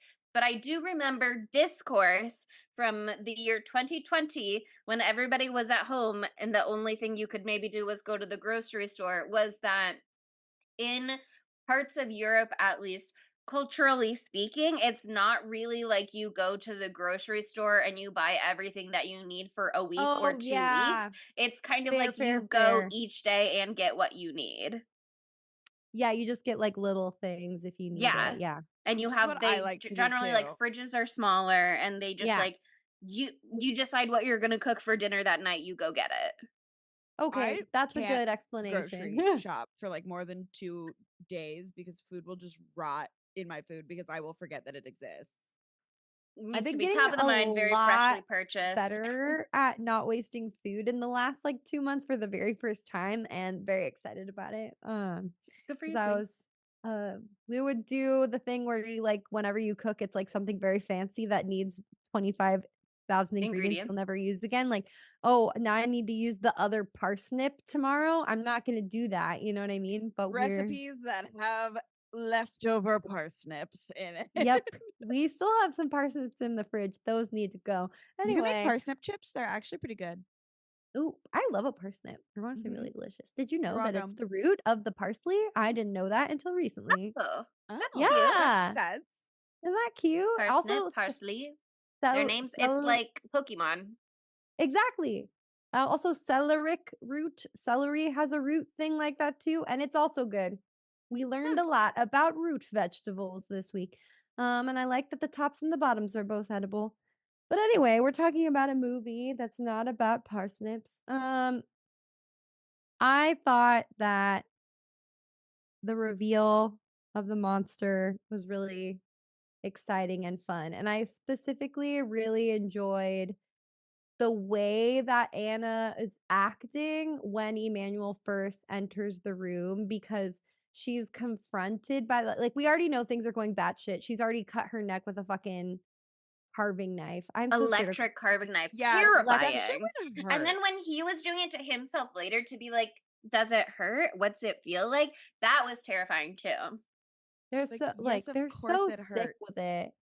Like But he was like, it they doesn't even hurt. You're right. It doesn't hurt. Because they're so it's emotionally detached. they're Little so emotionally freaks. detached and that like they're so obsessed with each other they cannot let each other go because they feel this intensity when they're with each other and they won't spend enough time apart to like learn how to feel anything about anybody else. It's so they're so toxic. Oh my god, they're so fucking toxic. Anyway, but I I saw loved a yeah, you take go. on Reddit, I think, and it talks about how like they each represent the like worst, most over dramatic size of like the masculine and the feminine, and how like they can be just so He's violent, she's hysterical. and just how they attract each other, and that they are just like, they can't, no matter how much they try, they literally cannot get away from each other. And I'm like, we all know that one couple. Yeah. Dude, Keeps coming also back to Helen saying astute shit real quick. I loved that part when like Helen comes over the first time and Mark's like, "Oh, yeah, like I just hate women cuz I have a problem with women and they're crazy and they ruin my life and everything they do is terrible." And Helen's like, that's the part where she's like acting otherworldly. She's like, "I think that's some trite dumb bullshit and you're not looking within." Essentially, she's just She like, says "But the only thing women have in common is menstruation. which is Which also is not correct, yeah. but for the time, you know what I mean? In her cisgendered world, then yes, I guess for her, In that's her sweeping truth. generalizations, In it's sweeping about as close generalizations. as you can get, I guess. But the point it made was she was trying to make a what would this be Everyone's like? different. It's Everyone's an a individual. There first is wave no feminist. overarching. Yeah. It's a first wave feminist point that she's making or whatever. Like not all women are the same, and like to There is no monolith. generalize them like that is fucking stupid, you goddamn idiot. I loved that part. But back to Anna in the moments before the monster is revealed, just her panic as she's like not bartering, but like coming to grips with the fact that she's gonna have to lose that last bit of humanity right now, because she is like, this guy will not take no for an answer. He's gonna enter this apartment, and if he sees my tentacle baby who I have sex with, I'm gonna have to kill him. That's just how it works. And so she Got like no other choice. is so scared at first. She's like nervous, being like, you don't need to go in there. And then like she starts to like accept it and like get hysterical because she's like so, probably partly upset from what's gonna happen. And you just see her kind of like that last bit break there. It's And she one starts thing to harm yourself and it's another to harm others. yeah. And that's that like final tether for her. She's like, "Want some wine before you die? Hee hee ha ha." I just loved her whole plan too. Like she dropped the wine bottle so he wouldn't know that she was turning it into one of those lethal wine bottle weapons. You can do a bonk A and you shank. can do a slash. Uh-huh. A shank and a big bonker. That's pretty huge. And again, we talked about the color scheme and how everything's very gray in this. But it just makes the blood pop, like, so much more. It's so jarring, like, how much blood and how red it is. It looks real nice. Especially like the monster, how like it's a color also, because isn't it covered in like red? It's all gooey And like and white and gooey. Yeah, it's right. Like gooing. There's gooing. pus. It's gooing a lot. It's gooing a lot of goo. There's so much pus. I love how much pus there is in this movie. It's so fucking disgusting. Like back to the subway scene when it starts like pouring out of her mouth, like pus is coming out of her mouth Okay, and like can we? blood pouring out of her ears and coming out of her nether regions and pooling on the floor. Okay, I thought it was milk. There's also a lot of milk in this movie, so I There's There is a so understand. lot much of milk like spilling in the getting subway scene. beat Yeah. with milk. It's either milk or kefir. That could go either way. But in my notes, I was like, "Lot of spilled milk in this movie. What's that a metaphor?" It But was I thought reminding me of like the milk white was just blood from coming out. Prometheus. I just thought she was like pouring milk out of her body, and I was like, milk. It could be that. You can think about it that way if it makes Here's the you thing, sleep better at it night. did make me fix a bowl of cereal for Ew, dinner. Oh my Sydney. god. Go to jail. Get out of here. You're not going to horny jail, you're just going to jail. I did. I was like, Going to milk jail. I need some cereal. That's disgusting. Got milk? It kind of makes me, I'm trying to be like, I know I've seen a similar visual combination before in one of our Oh, other movies we've no, done, and I was trying to It's Alien. It's Alien with the white blood from the from the robot. synthoid or whatever. I made that word up. I don't know. It also That's- makes me think of Night of the Living Dead when the flesh is like melting away in the Ooh, yeah. barrel. And Yes, it like yes. it's not the same as in Evil Dead because that's creamed corn. But like I was trying to pull from that too to be Ugh. like maybe it was that because again video nasty. But I mean it's a very disturbing visual because just blood pouring is We've seen that. obviously we've seen that it's bad enough because you're like that's bad, that is usually means you're dying, etc, something really bad is Yeah. happening, you're hemorrhaging, but for it to have this additional visual element is so unnerving. You're like something is really desperately wrong with her body. Yeah, dude. And just like especially in the subway scene, like it's yellow a little bit what's coming out too. So it's like And giving all the green. bodily fluids. It just that God. And you know she did that in 2 takes. Like Well, how the many times can you ask her to do it? well, I know, but she fucking nailed it. There's a lot of ways where it could have gone wrong. I would have just tripped and fallen Yeah. 15 times. But she every time she fell, she made it look great. It was probably intentional. I don't know. She's a professional actress. But like it's just an incredible feat of acting. Just her in general, Isabelle throughout this entire movie. It's just like she peers into your fucking soul. And she's also the most beautiful woman I've ever seen in my entire life. So It's Yeah. interesting wow. for sure on IMDb because both of them were kind of like both Sam Neill and Isabelle Adjani were kind of like that's the kind of acting you only do or can do when you're young and you're so willing to go to these crazy places and you're so willing to try something new and exciting, and this director just pushes you to these places you had no idea you were capable of going, and once you've done it you don't want to do it again. Like Sam You Neill don't said need to do this that is again. his Sam Neill said this is his favorite movie he's made. But he also said like I could No, not do thank that you. movie again if I wanted to. Like, I don't No. have it in me to do that movie again. And Isabelle Adjani was like, it took me 2 years to recover from playing Anna. Like, I could never take on a role like that again. I wouldn't want to. You No, do yeah, it this once, is you like pour your fucking heart and soul into it, and then you're like, I'm looking away forever. no, totally. It's very similar to our episode we did of Homies of Horror with Homies of Horror. She's We like, gave a I can never performance. do this again. And we gave a performance of a lifetime, and then it can never be replicated, and it never will, and it shouldn't be.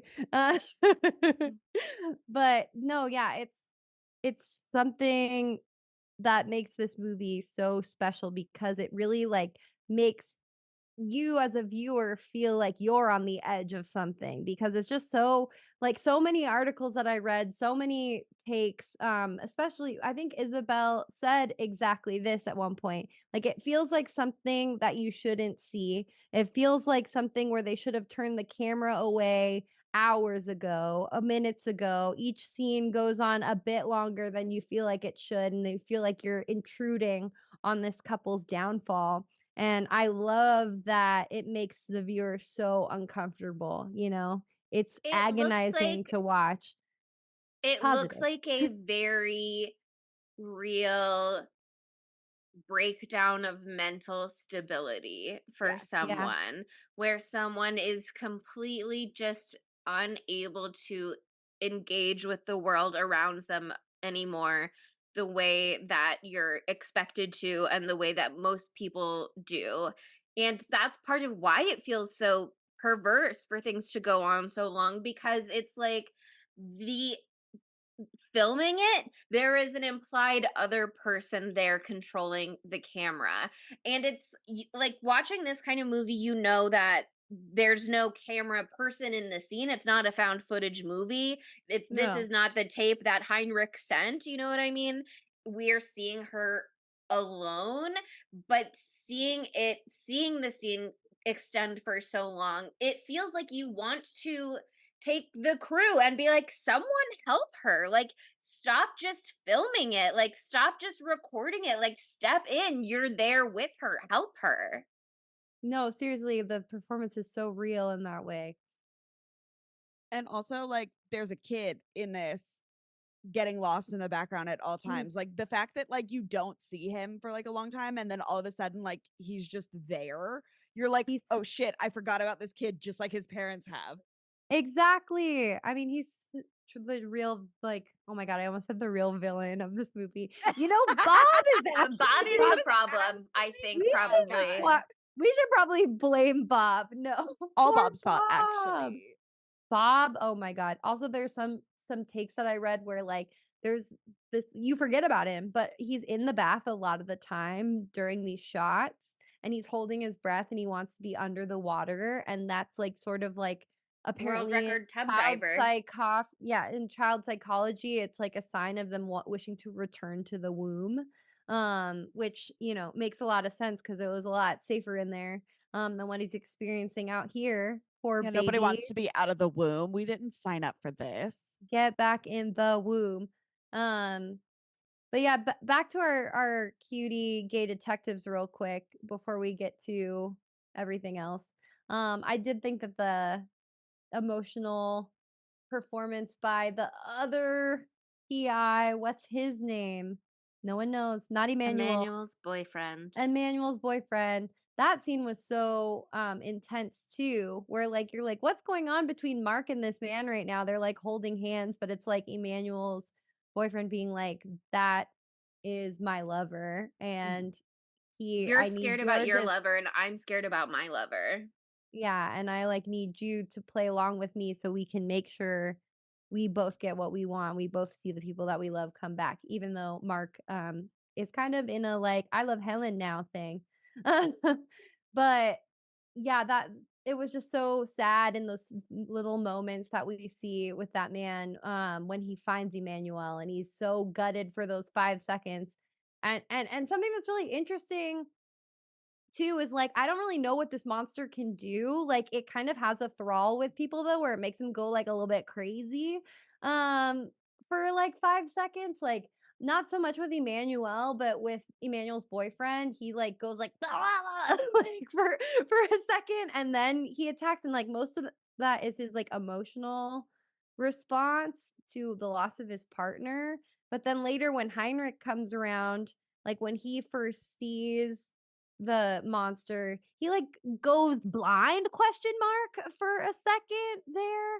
I really thought there was more meaning to that because there was like Heinrich comes in and he looks into the eyes of the monster, and the monster has green eyes for a second, which like It's I got read like fish eyes. yeah, it's Yeah. got like weird green eyes, but then like Helen also has green eyes. So I was like, oh, that's going to be a thing. But then at the end, when he's a real man, when the monster is turned into other Mark, he does not have green eyes. He has black eyes or whatever, You know dark how like brown babies eyes. are born with blue eyes, and then eyes. like their eyes get darker over time. I don't get that. I don't know if that was like a mistake or something. I know he's supposed to have different eyes than Mark so you can tell them apart, and I think that's very effective. But then for a second, I thought he stole Heinrich's eyes. And I was like, is he like absorbing things from these Yeah, men? like Like does he need absorbing the the parts of meat him? to form this lure? Is it like But I don't think he eats them because if you look in the scene when Heinrich is there, he goes into the fridge, the head and all the arms of the a detective boyfriend are in there. And then when right after that incredible scene where Anna is stabbing him, I love that. She's just like ripping him apart. She's like, you're just meat for the slaughter. It was amazing. He stumbled that's down the part hallway. of why I was like, wait, are they meat for the monster? Like building the Well, monster? I don't, but you're right. There were in the hallway, parts in there's the big fridge. bags of body parts. So I don't know if he's eating them. I think what he needs to become a real man is to be fucked a bunch of times. I think that's the scientific answer. I mean, actually, same. Same. I get it. that's how he develops. Is through much intercourse with Anna. It's the only conclusion, the only logical conclusion I can come to as a film critic. It's the only way. Um, but I do love the demise of Heinrich. as well. Because it's just so interesting to see him after being so self-assured at the beginning of this movie, and like the man who's together, who's better than Mark in every way at the beginning, and how he sort of like devolves. Like he's drunk the second times he comes around. He shows that he's not like above the drama that's happening. And then finally at the end where He he's like, fancied himself so evolved by being like, yeah, the triangle's perverse, but let's be a throuple.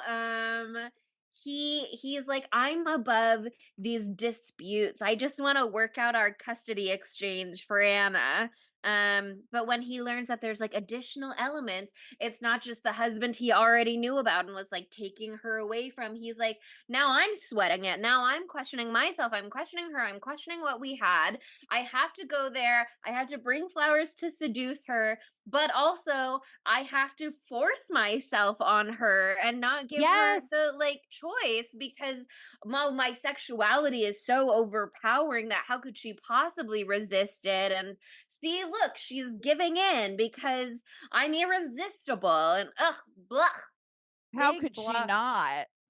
He's not the woke daddy he thinks he is. Like, oh, as soon as there's a tentacle man and you're getting stabbed, it's too much for you. Okay, Oh, that's Heinrich. where the line is? Okay, That's interesting the and line. small-minded. Very Get small-minded. over yourself.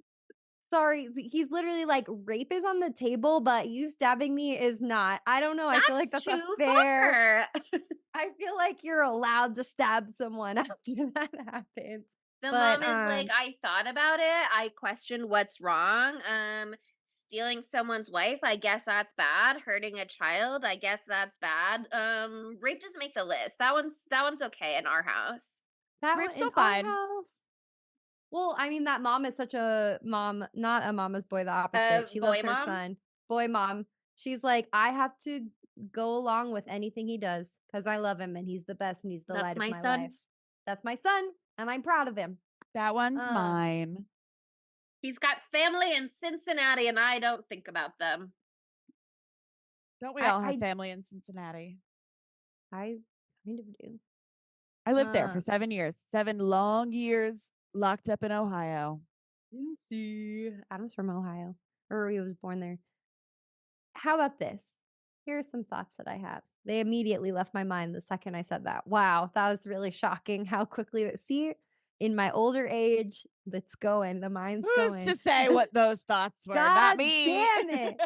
They're gone. It's absolutely gone. Oh, okay. I'm back. And we're back. Okay, so I really liked how Mark flipped the switch at the end, kind of, and was like, because he had been so flippant about Anna in the last couple of scenes before this starts happening, where he was like, oh, Helen, I like Helen, even though he's not sleeping with her. It's weird vibes, but he is like not as like ferociously enamored with like finding and possessing Anna. But then like I think it also is a little bit about him winning over Heinrich too, because like when Heinrich calls him and was like, yeah, Anna stabbed me, he's like, mommy's calling for me, Bob. Like, okay. But he's so ready to like jump in, demolish this foe. Again, that doesn't mean that it's like out of love for Anna. I think it is partly in winning, but also like he is trying to like cover up for her. Like it, I think it was really interesting and admirable in a way that he's like, my wife has lost the plot. She's stabbed this man. She has all these bodies in a fridge, and I'm gonna cover that shit up for her. My wife Amazing. does not get it. Well, you know, she's having a rough time, but I'm gonna stand by my gal. But like it's interesting because it's kind of like he's possessed by the same thing that she's possessed with for a moment there. He's just like doing and acting. And he's like, okay, Heinrich is gonna become a problem now because he's asking for money and he's asking me to pay him off to cover this up. So he gives him big bonker and makes him drown to death in shit and barf. I love that he put a nasty trash can feather down his throat so he could actually throw up. So there's real barf in that shoe toilet. So Heinrich is actually drowning in barf. Yeah, I was like, were you just trying to make it sound like you were throwing up to convince him to come in and help you? Because I think you could have faked that believably without putting the nasty trash can feather into your mouth. Yeah, I was like, okay, I think we're overcommitting in weird areas here, but it worked. So I don't know. You could just go like, can't you not just go, ugh? You know what I mean? Ugh. Like I just did that. That sounded believable. You could stick your did. finger down your throat. If you're not Has on to be a YouTube right little now, you might fucking think I just threw feather. up. I didn't. Don't Oh my worry. god, It's just Monica called acting. absolutely did throw up. Throwing up live on YouTube. Tune in. Ew. No, I'm not. I would never do that. Don't do it, Monica. Ugh. Monica, think of no, the children. Monica, stop. You don't know if it's true or not. You have to tune into YouTube to find out. That's not enticing at all. That's the opposite of enticing. I'm not throwing up and we all look really cute today. That's enticing. How about that? But it is interesting too because he does have that human moment after all of that. After he's in go mode. When he comes back home to the apartment and real quick did love the Marguerite death scene. That was very cool reveal when the elevator opens and she's in the nightdress and the blood's down her, just like aesthetically. Shouts out to Marguerite because she knows she's going to be wearing her kitten heels even though she broke her leg, so she put a kitten heel in her cast.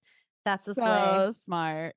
That is a slay. And she, though, is a morally dubious woman, We love morally a morally uncertain. dubious lady though. I don't know if that's what I meant to say. Well, whatever. Morally dubious. That's what she is now. She does know how to slay even with a broken leg. So I appreciate that for her. But she died. She's dead. R.I.P. But I do love that, like, he has that same sort of moment that Anna has earlier in the film once he finally sees her again and he's like, oh, fuck, I just killed someone. And now I've covered up like 3 other murders and he has like that whole mental No, I breakdown. exploded that whole apartment. Yeah. Yeah, I did arson. Oopsies, I did a thing. Oopsies, I did arson, which was a smart way that he did arson, just saying. With that little heat up thing. I don't know what that was, but I it didn't worked. understand what was happening, but I was impressed. It was like a hot iron that he put on top of a matchbox and he plugged it in so it'd heat up. So then once it And he, heated like, up, the it gas, lit yeah. the matches and the gas was already in the whole apartment. So big explode. As a scientist, that's the explanation. Big explode. Got it. But yeah, I mean, the rest of this movie gets really confusing. I have no idea where they are at any time for the rest of it. I don't know where like the plot the points of interest are inexplicable to me. Like where are they when Anna is fucking the monster tentacle man? I have no idea. There's no way to She know. had like But a I did love second that apartment? scene.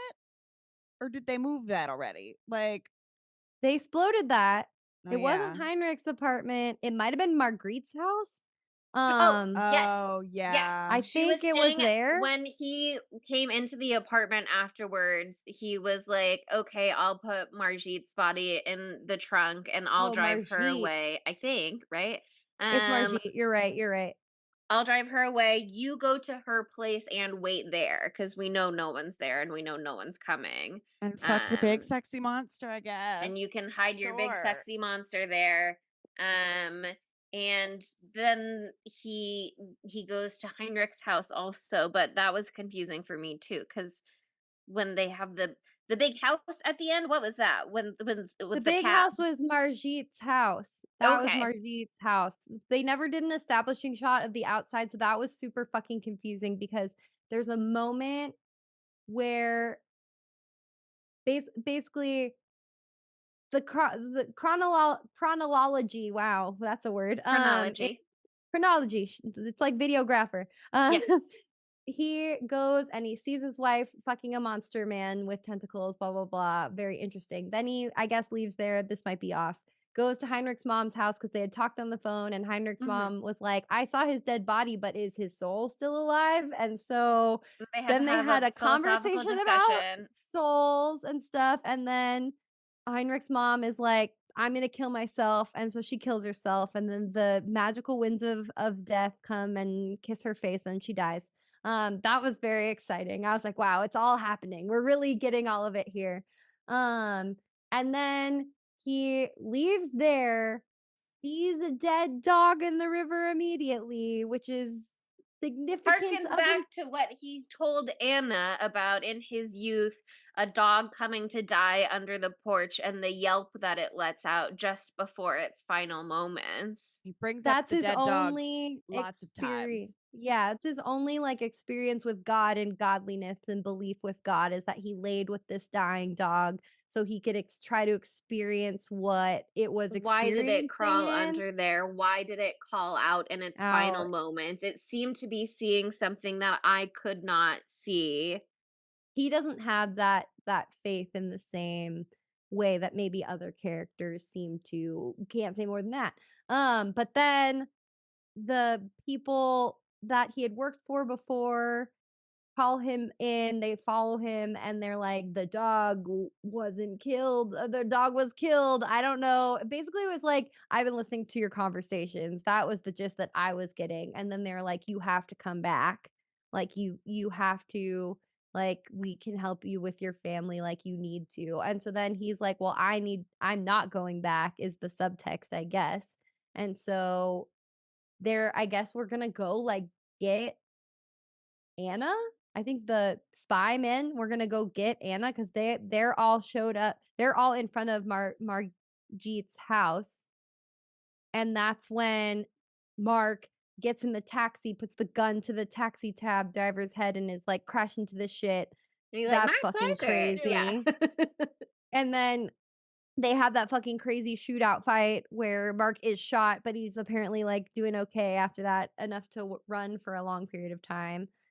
And that's when Anna gets away with the monster man who's now man. So I guess that was just to like protect Anna too. But then that leads to the grand finale because now he's made moves against like the fucking government, I guess. And he's like a bad agent. And so he goes to that stairwell, which no one knows where that stairwell is. I don't know if that matters. I don't know why he would go upstairs while being pursued. But again, it's a horror movie. They always go upstairs. I didn't And understand where they were either, and I thought they were at something about it made me think of Anna's old apartment that he exploded, and I was like, are they gonna run by the burned husk? But that was wrong, that's and a it was different too stairwell. fancy. And then like there I was have that no girl there from the idea. top floor. I think maybe he was just trying to get off the street. I don't know how Anna knew where he was. It doesn't matter. There's magic afoot or something or monsters. But then, like, I just loved the reveal of the monster being other Mark. Like, with that winding staircase, like, Mark is like You see bleeding someone is out at the with her top of and the you don't know who it stairs. is. Yeah. Yeah, you're like, who the fuck could that possibly be? And she keeps peeking up with her fucking gorgeous face in the light. And all the blood on the staircase, so you can see like how injured he is. I just thought that visually was really fucking awesome. And she finally gets up there and she's like, he's done. Look, it's the better version of you with worse eye color. Sorry, that's me talking shit about my own eyes, so it's allowed. Except now he has brown eyes. And yeah, I was so confused at first because I was like, what the fuck is going on? But then when they all get shoot to fucking shit, that's the government agents coming in to like fight back because they'd all just, half of them just been killed or whatever in that gun battle in the street. And then And one Also, of them has pink pink socks. And Yes. So the- somebody asked in this, was it in the scene in the beginning where they said, beginning. does he still, what, somebody explain. Does he still wear pink Yes. socks? So I watched the beginning part again. That's what I was doing right before we started. And basically, like in this meeting, he had like met with this like sleeper agent kind of thing. And they had this whole meeting to like get like he was undercover or whatever, and they're like, "Oh, can you meet with this guy again?" Like later on, he's like, "Oh yeah, we can." And they're like, "Oh, does he still wear pink socks?" And that was like all they said, and that's the end of the scene when they said that. So basically the sleeper agent wears pink socks, and that's how you know who he is. Something I saw on Reddit though was like, what the fuck, that guy though who's wearing the pink socks at the end with the little glasses and the bald head with the hair on the sides. He's in the first scene. He's one of the people interrogating him at the Yeah. beginning. So he's like a double agent, I guess. And I guess that's why like Mark was like in on it, because he must have like known that that guy was a double agent and was not saying anything. So maybe that's why they wouldn't let him go. That's why that specific pink sock guy wouldn't let him go. I thought that part was fucking stupid and annoying and so not necessary to like the greater things going on here. And just I'm like, we didn't need to add one more thing. And now we added one more thing.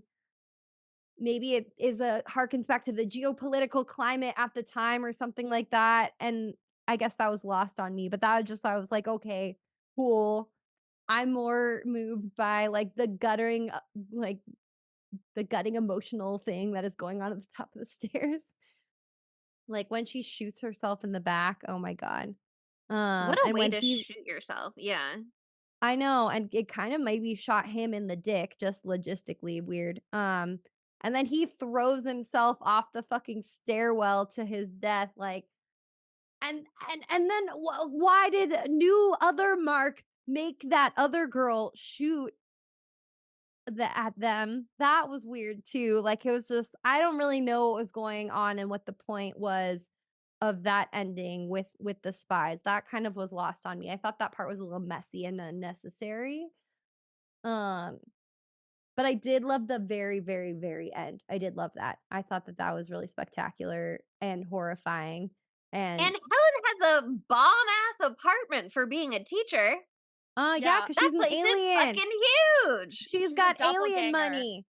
She's an alien doppelganger. She's got government money. cryptocurrency. But I just love the connotations that like if these perfect quote unquote perfect versions of this pair come together, it's like the end of the world. It's the sign of like the nuclear apocalypse. It's just like the flaw, like there for me, it's like Mark and Anna's relationship had to be doomed. It had to be, because if they were better versions of themselves, like it fucks the timeline. You know what I mean? This is like some ham-fisted fucking sci-fi shit at the end. And it's a little insane, but I did like that they made it so fucking dramatic. I did not like that Bob killed himself though. That sucked. I did not grasp what was going on at the end, but like I said, I had read IMDb trivia by the time that I got Yeah. there. It said something on IMDb trivia about like nuclear apocalypse, blah blah blah, like the armed conflict. He's like hiding under the water.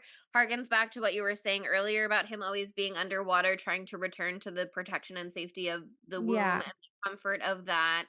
um he's trying to escape in some way. He's trying to hide from the threat. He's screaming like, don't open the door, don't open. He knows there's something he has no issue with Helen, but he knows there's something whack ass going on with the person at the door.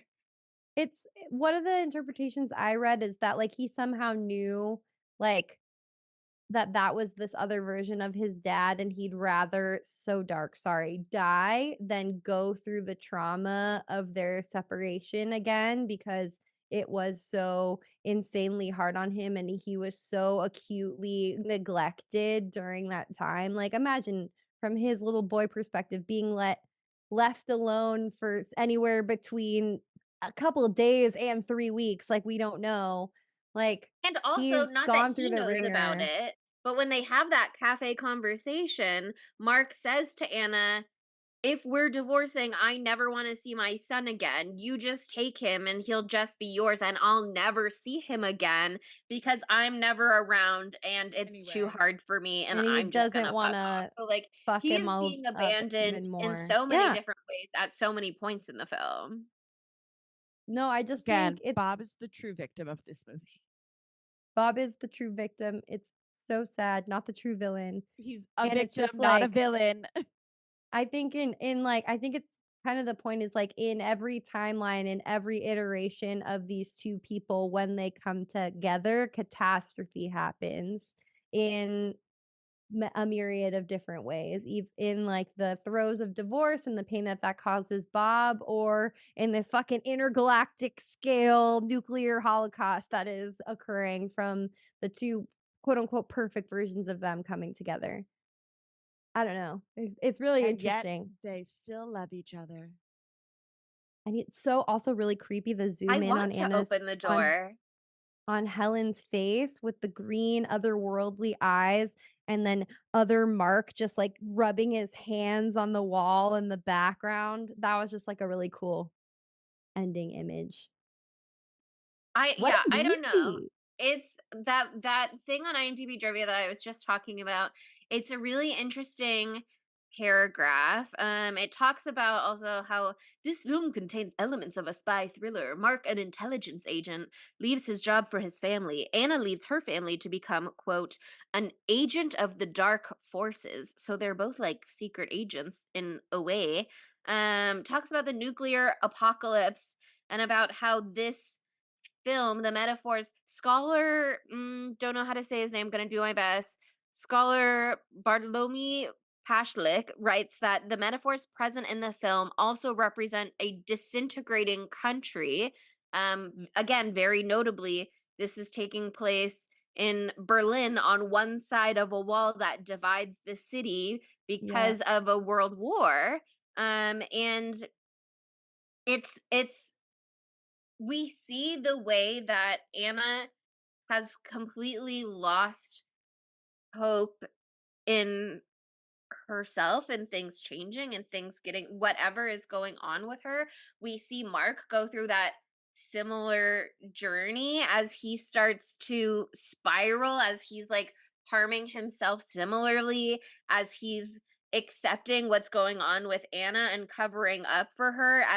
I mean, they both commit suicide. They both die by suicide, even though, again, not that they were going to make it much longer, but she's the one who ultimately like shoots herself. He jumps over the railing.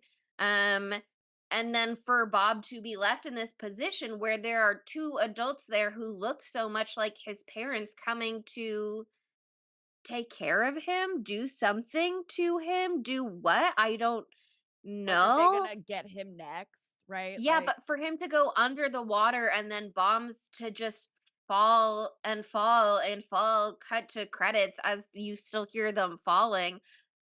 I don't know what to do with that.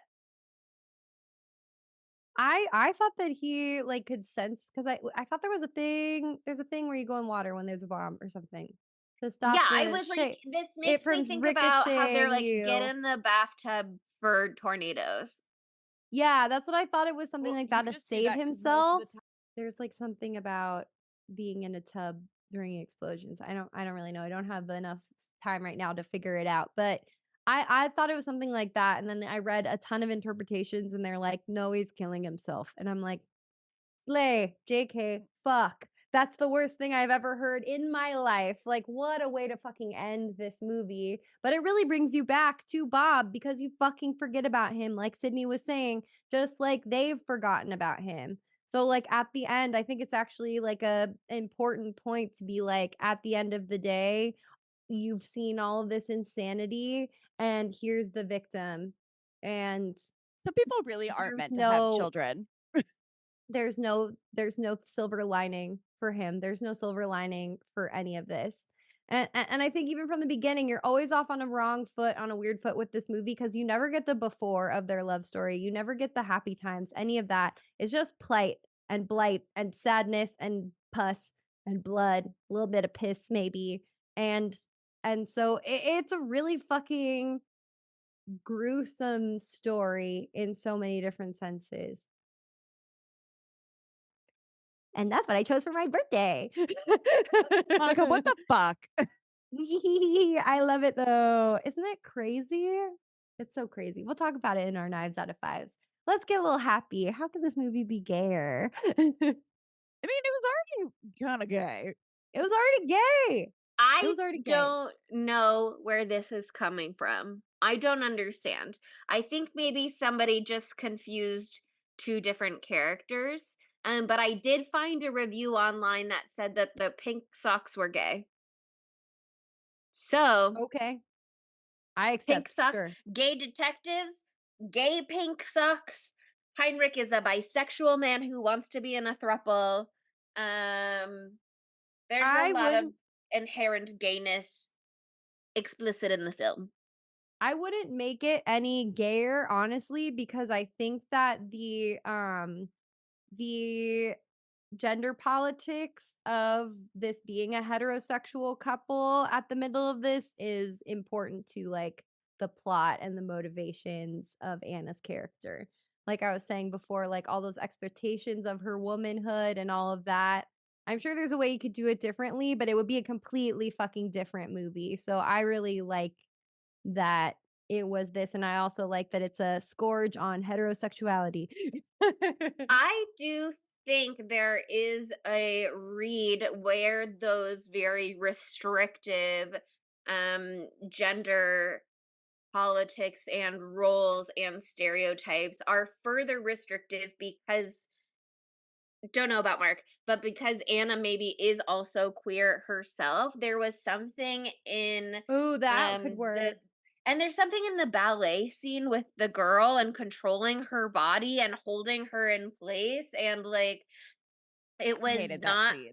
yeah, Oh, it's really horrible. really So desperately uncomfortable uncomfortable. to watch, deeply I unsettling. did ballet, and so like triggered some past Yeah, thoughts. and like It was it was like weird. It was very It- porny, and there was like a small child in Yeah. it, and it made me so it uncomfortable. was a real child. Yeah. And it was a teacher and a student, and the student is a child. But it felt very sexual and sexualized, and Yeah. her No, for like sure. Right, like the way she heaving, was making eye moaning, contact. groaning, trying like her body is out of her control, getting to the point of like muscle failure, whatever is going on. That felt like something for Anna that again was part of her whole thing that she said to him in the cafe of like, you think I'm a terrible immoral person, but not for the reasons that I think I'm a terrible immoral person.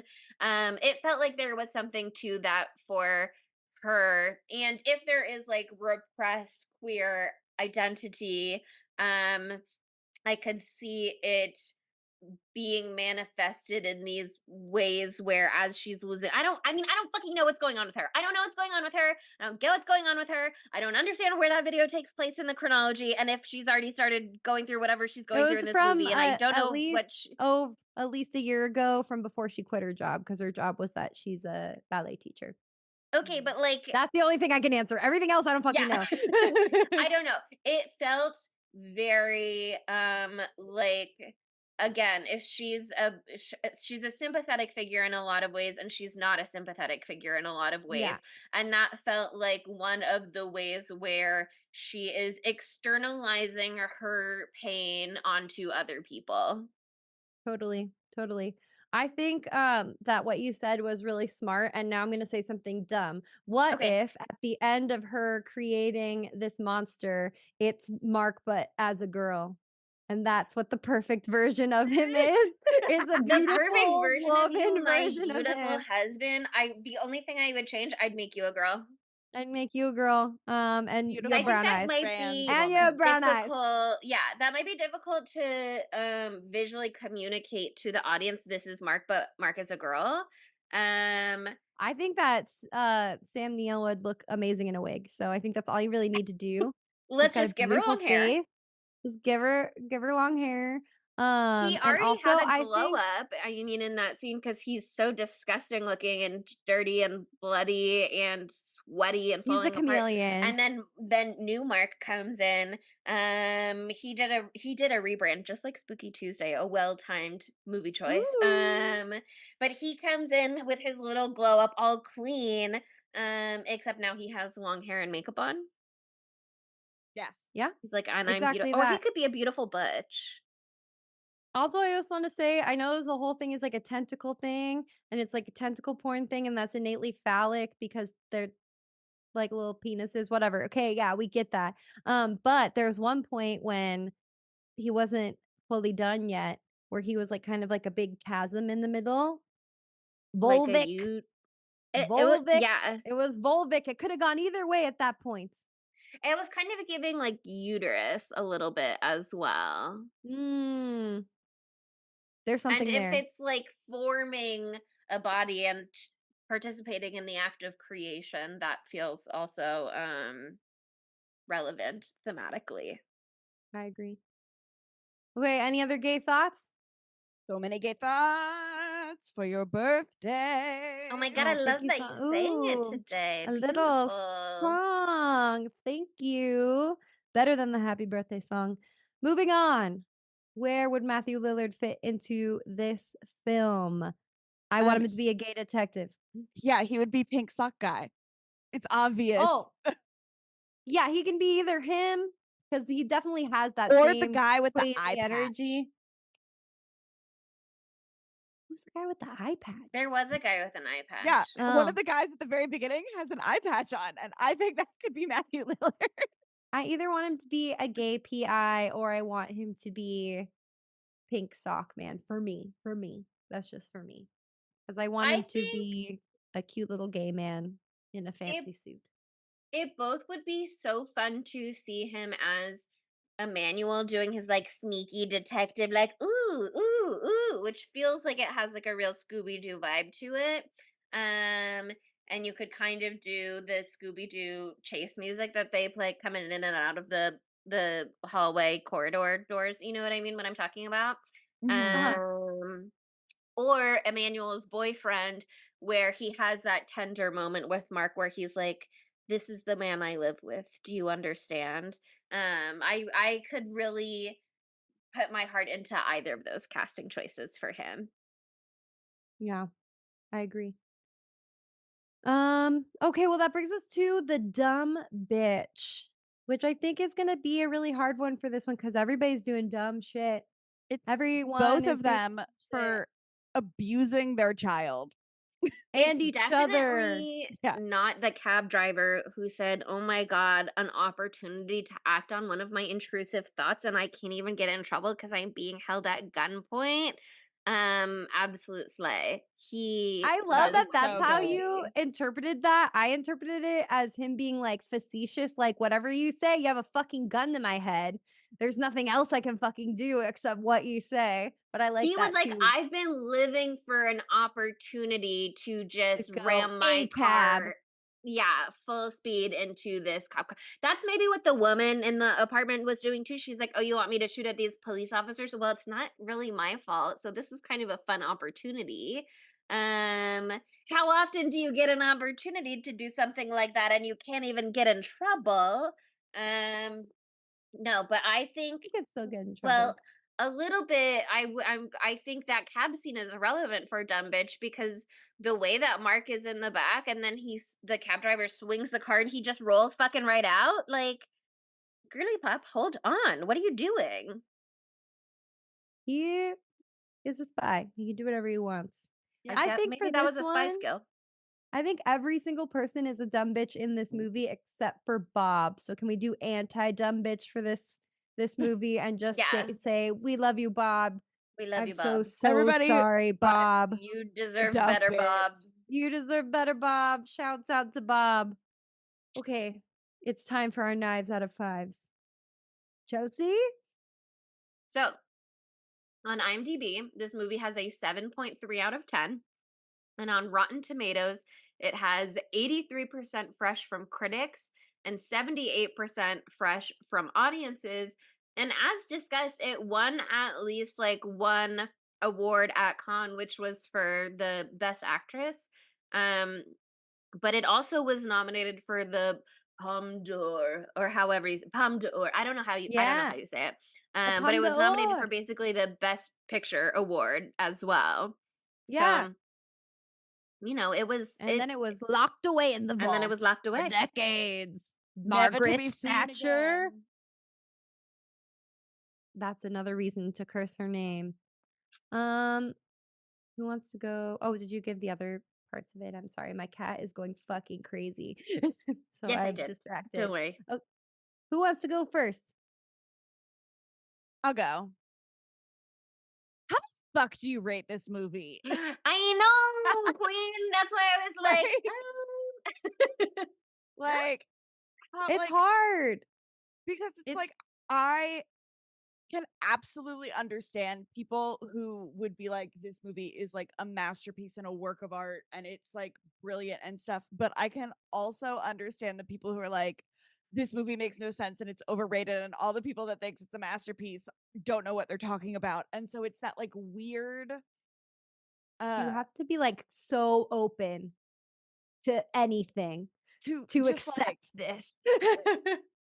it. Like, for me, I was like, I don't get it. I don't get it. I don't get it. And then the more I like sat with it at the end, I was like, oh, like I said earlier, this is just the weird internal struggle of my attachment disorder. Hate. Uh hate, hate. That's this is going on in my brain at all times. Like, you don't respond to a text for like 6 hours and I'm like, I'm gonna go get fucked by the tentacle man. So you and better watch out. I'm gonna give screaming birth to in my the new subway. boyfriend. I'm screaming in the subway. I'm willing to slice my head off with an electric turkey carver. Like, and then I'm running away. I'm running away with my new lover because you weren't there. Like, Adam just opened the door the second I said, I'm giving birth to my new boyfriend, by the way. Literally the second. And he was like, what's up? He had to come sorry, supervise. Adam. Sorry, baby. So, You'd like, understand if you've seen the film. You can leave her in here. like I want to give it like a 3.5 or a 4, but I don't know where I'm at, and I won't do anything in between those two. So I know. I refuse. Yeah, no, I feel you. Think about it. Think about it. For me, I'm between a 4 and a 4.5. I feel you. I'm between like a 4 and a 4.5 on this.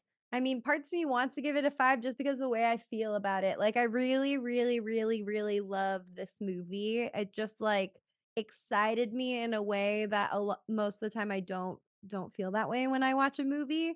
It like sucked me in the midst, like I said, of a fucking 26 movie marathon. You know what I mean? Like, that says a lot. I mean, I don't think we talked Especially about watching it it in enough. segments the way that you did. Yeah, because I had to leave the house, so I had to pause it, and I was just waiting with bated breath to get back and see what the fuck could possibly happen next. Like, it definitely, I think, loses me a little bit when the monster comes into play, even though I love the monster, because I just think that there could have been more with the monster, and that was part of a production error. The guy Carlo Rambaldi, was that his name? Sorry if I said that wrong. He was really late on having the monster together in time, and there was supposed to be a lot more monster in this movie, and they couldn't do that, and so that's what it was. So I feel like that's one of the flaws, is that like if they had had more monster, they could have made a little bit more sense. Like, I'm fine with the like fucking esoteric whatever, it doesn't make sense, just feel the vibes shit, you know, that I like that some of the time. I feel like we could have had a little bit more here, just a little bit. So for that, it's not perfect, but I mean, like, God, this is like a fucking master class in acting. I haven't been so sucked in. So I'm probably gonna give it a 4.5. Like, everyone should watch this movie, and then you don't have to ever think about it again, but you should experience the agony. One thing about this movie is it is going to make you feel things. So I'll give this a 4 out of 5. Like, And here's the thing, Okay. those I'm feelings could keeping be your ranges enthralling. in, but I'm Yeah. documenting where you landed as well. Like, your Mhm. feelings can be enthralled. Your feelings can be like, what the fuck? Your feelings can be like disturbed. Some people were like genuinely like scared by this. Like, you're gonna feel, this movie is gonna make you What does Barbie say? Feel. It's Close your eyes. disturbing. It is like, it really, like, it's not scary in a horror movie way necessarily, though there's some parts that are like that. It's like disturbing, like in the way that we talked about, where like I shouldn't be seeing this, but somehow I am.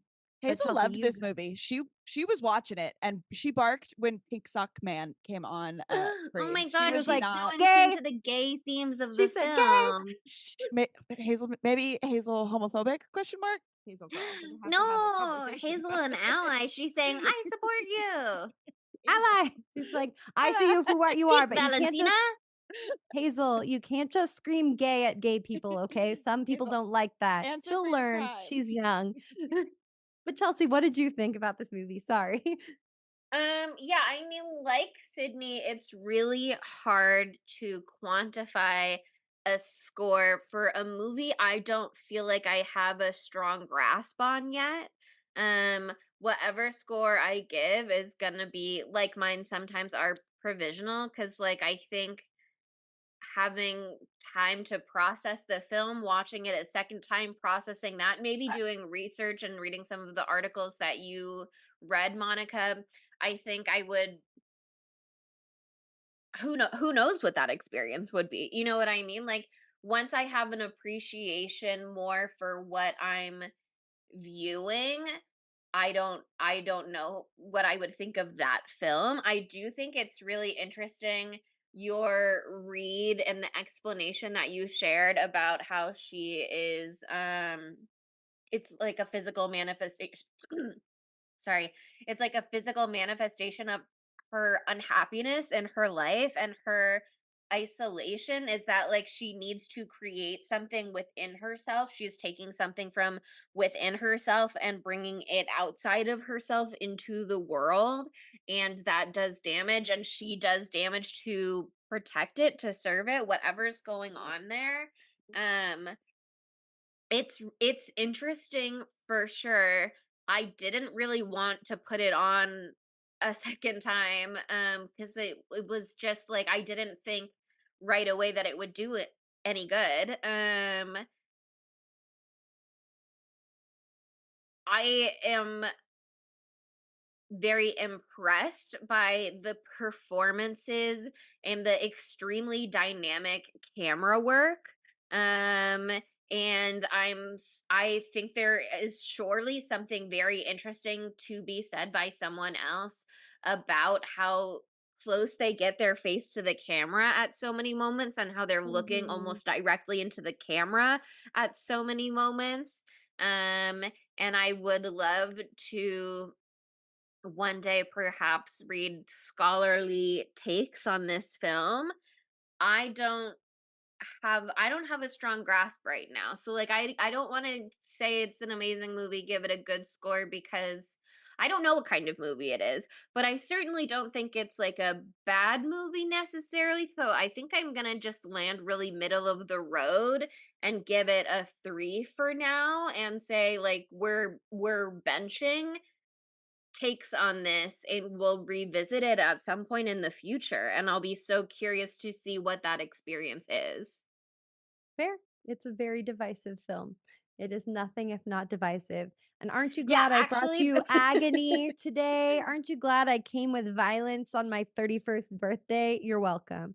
I had On to this give your you golden birthday. on this my golden birthday, I had to give everyone a punishment, but there's also a present. And the present is the merchandise that we just released. Okay. So, with the bad comes the good. We couldn't give you only good things. We had to bitch slap you for 2 hours, which is what this movie does. But yeah, I mean, just harkening back to what we talked about at the top of the episode, we just rebranded. We're so beautiful now. Shouts out again to Ryan for doing all this incredible work. And please check out the link in this episode description. It will be all over our social media at spooky_Tuesday, where links to look at our gorgeous, gorgeous merch and rep that Spooky Tuesday swag all over town. But Chelsea, what are we doing next week? Next week we are doing something very exciting. We said, have we had enough of Sam Neill lately? No, we No. need more. No. Um, On enough. except accident we as didn't well. actually say that. Yeah, Internationally because beloved Irish actor Sam internationally Neill. beloved Kiwi Irish actor Sam Neill. Um, we picked this movie and then we started watching Possession and then we went, oh, that was interesting of us. Because we are doing what I would say is probably his most famous movie next, and it is Jurassic Park. It's probably the first horror movie I ever watched. It terrified me when I was in the 3rd grade. And it stuck with me for a really long time, but I'm excited to do it. I'm excited to get into it, and I'm excited that we'll be having a special guest joining us. We will have Claire from Why the Flick on here to help us discuss it. If you've listened to us on her podcast before, you know we've collaborated in the past.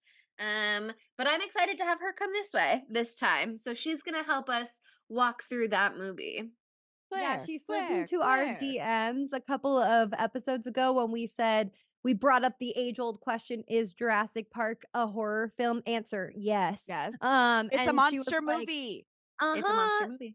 She was like, I fucking love that movie. I ride or die. And we're like, get your ass on the pod. Let's go. Come die with us, bitch.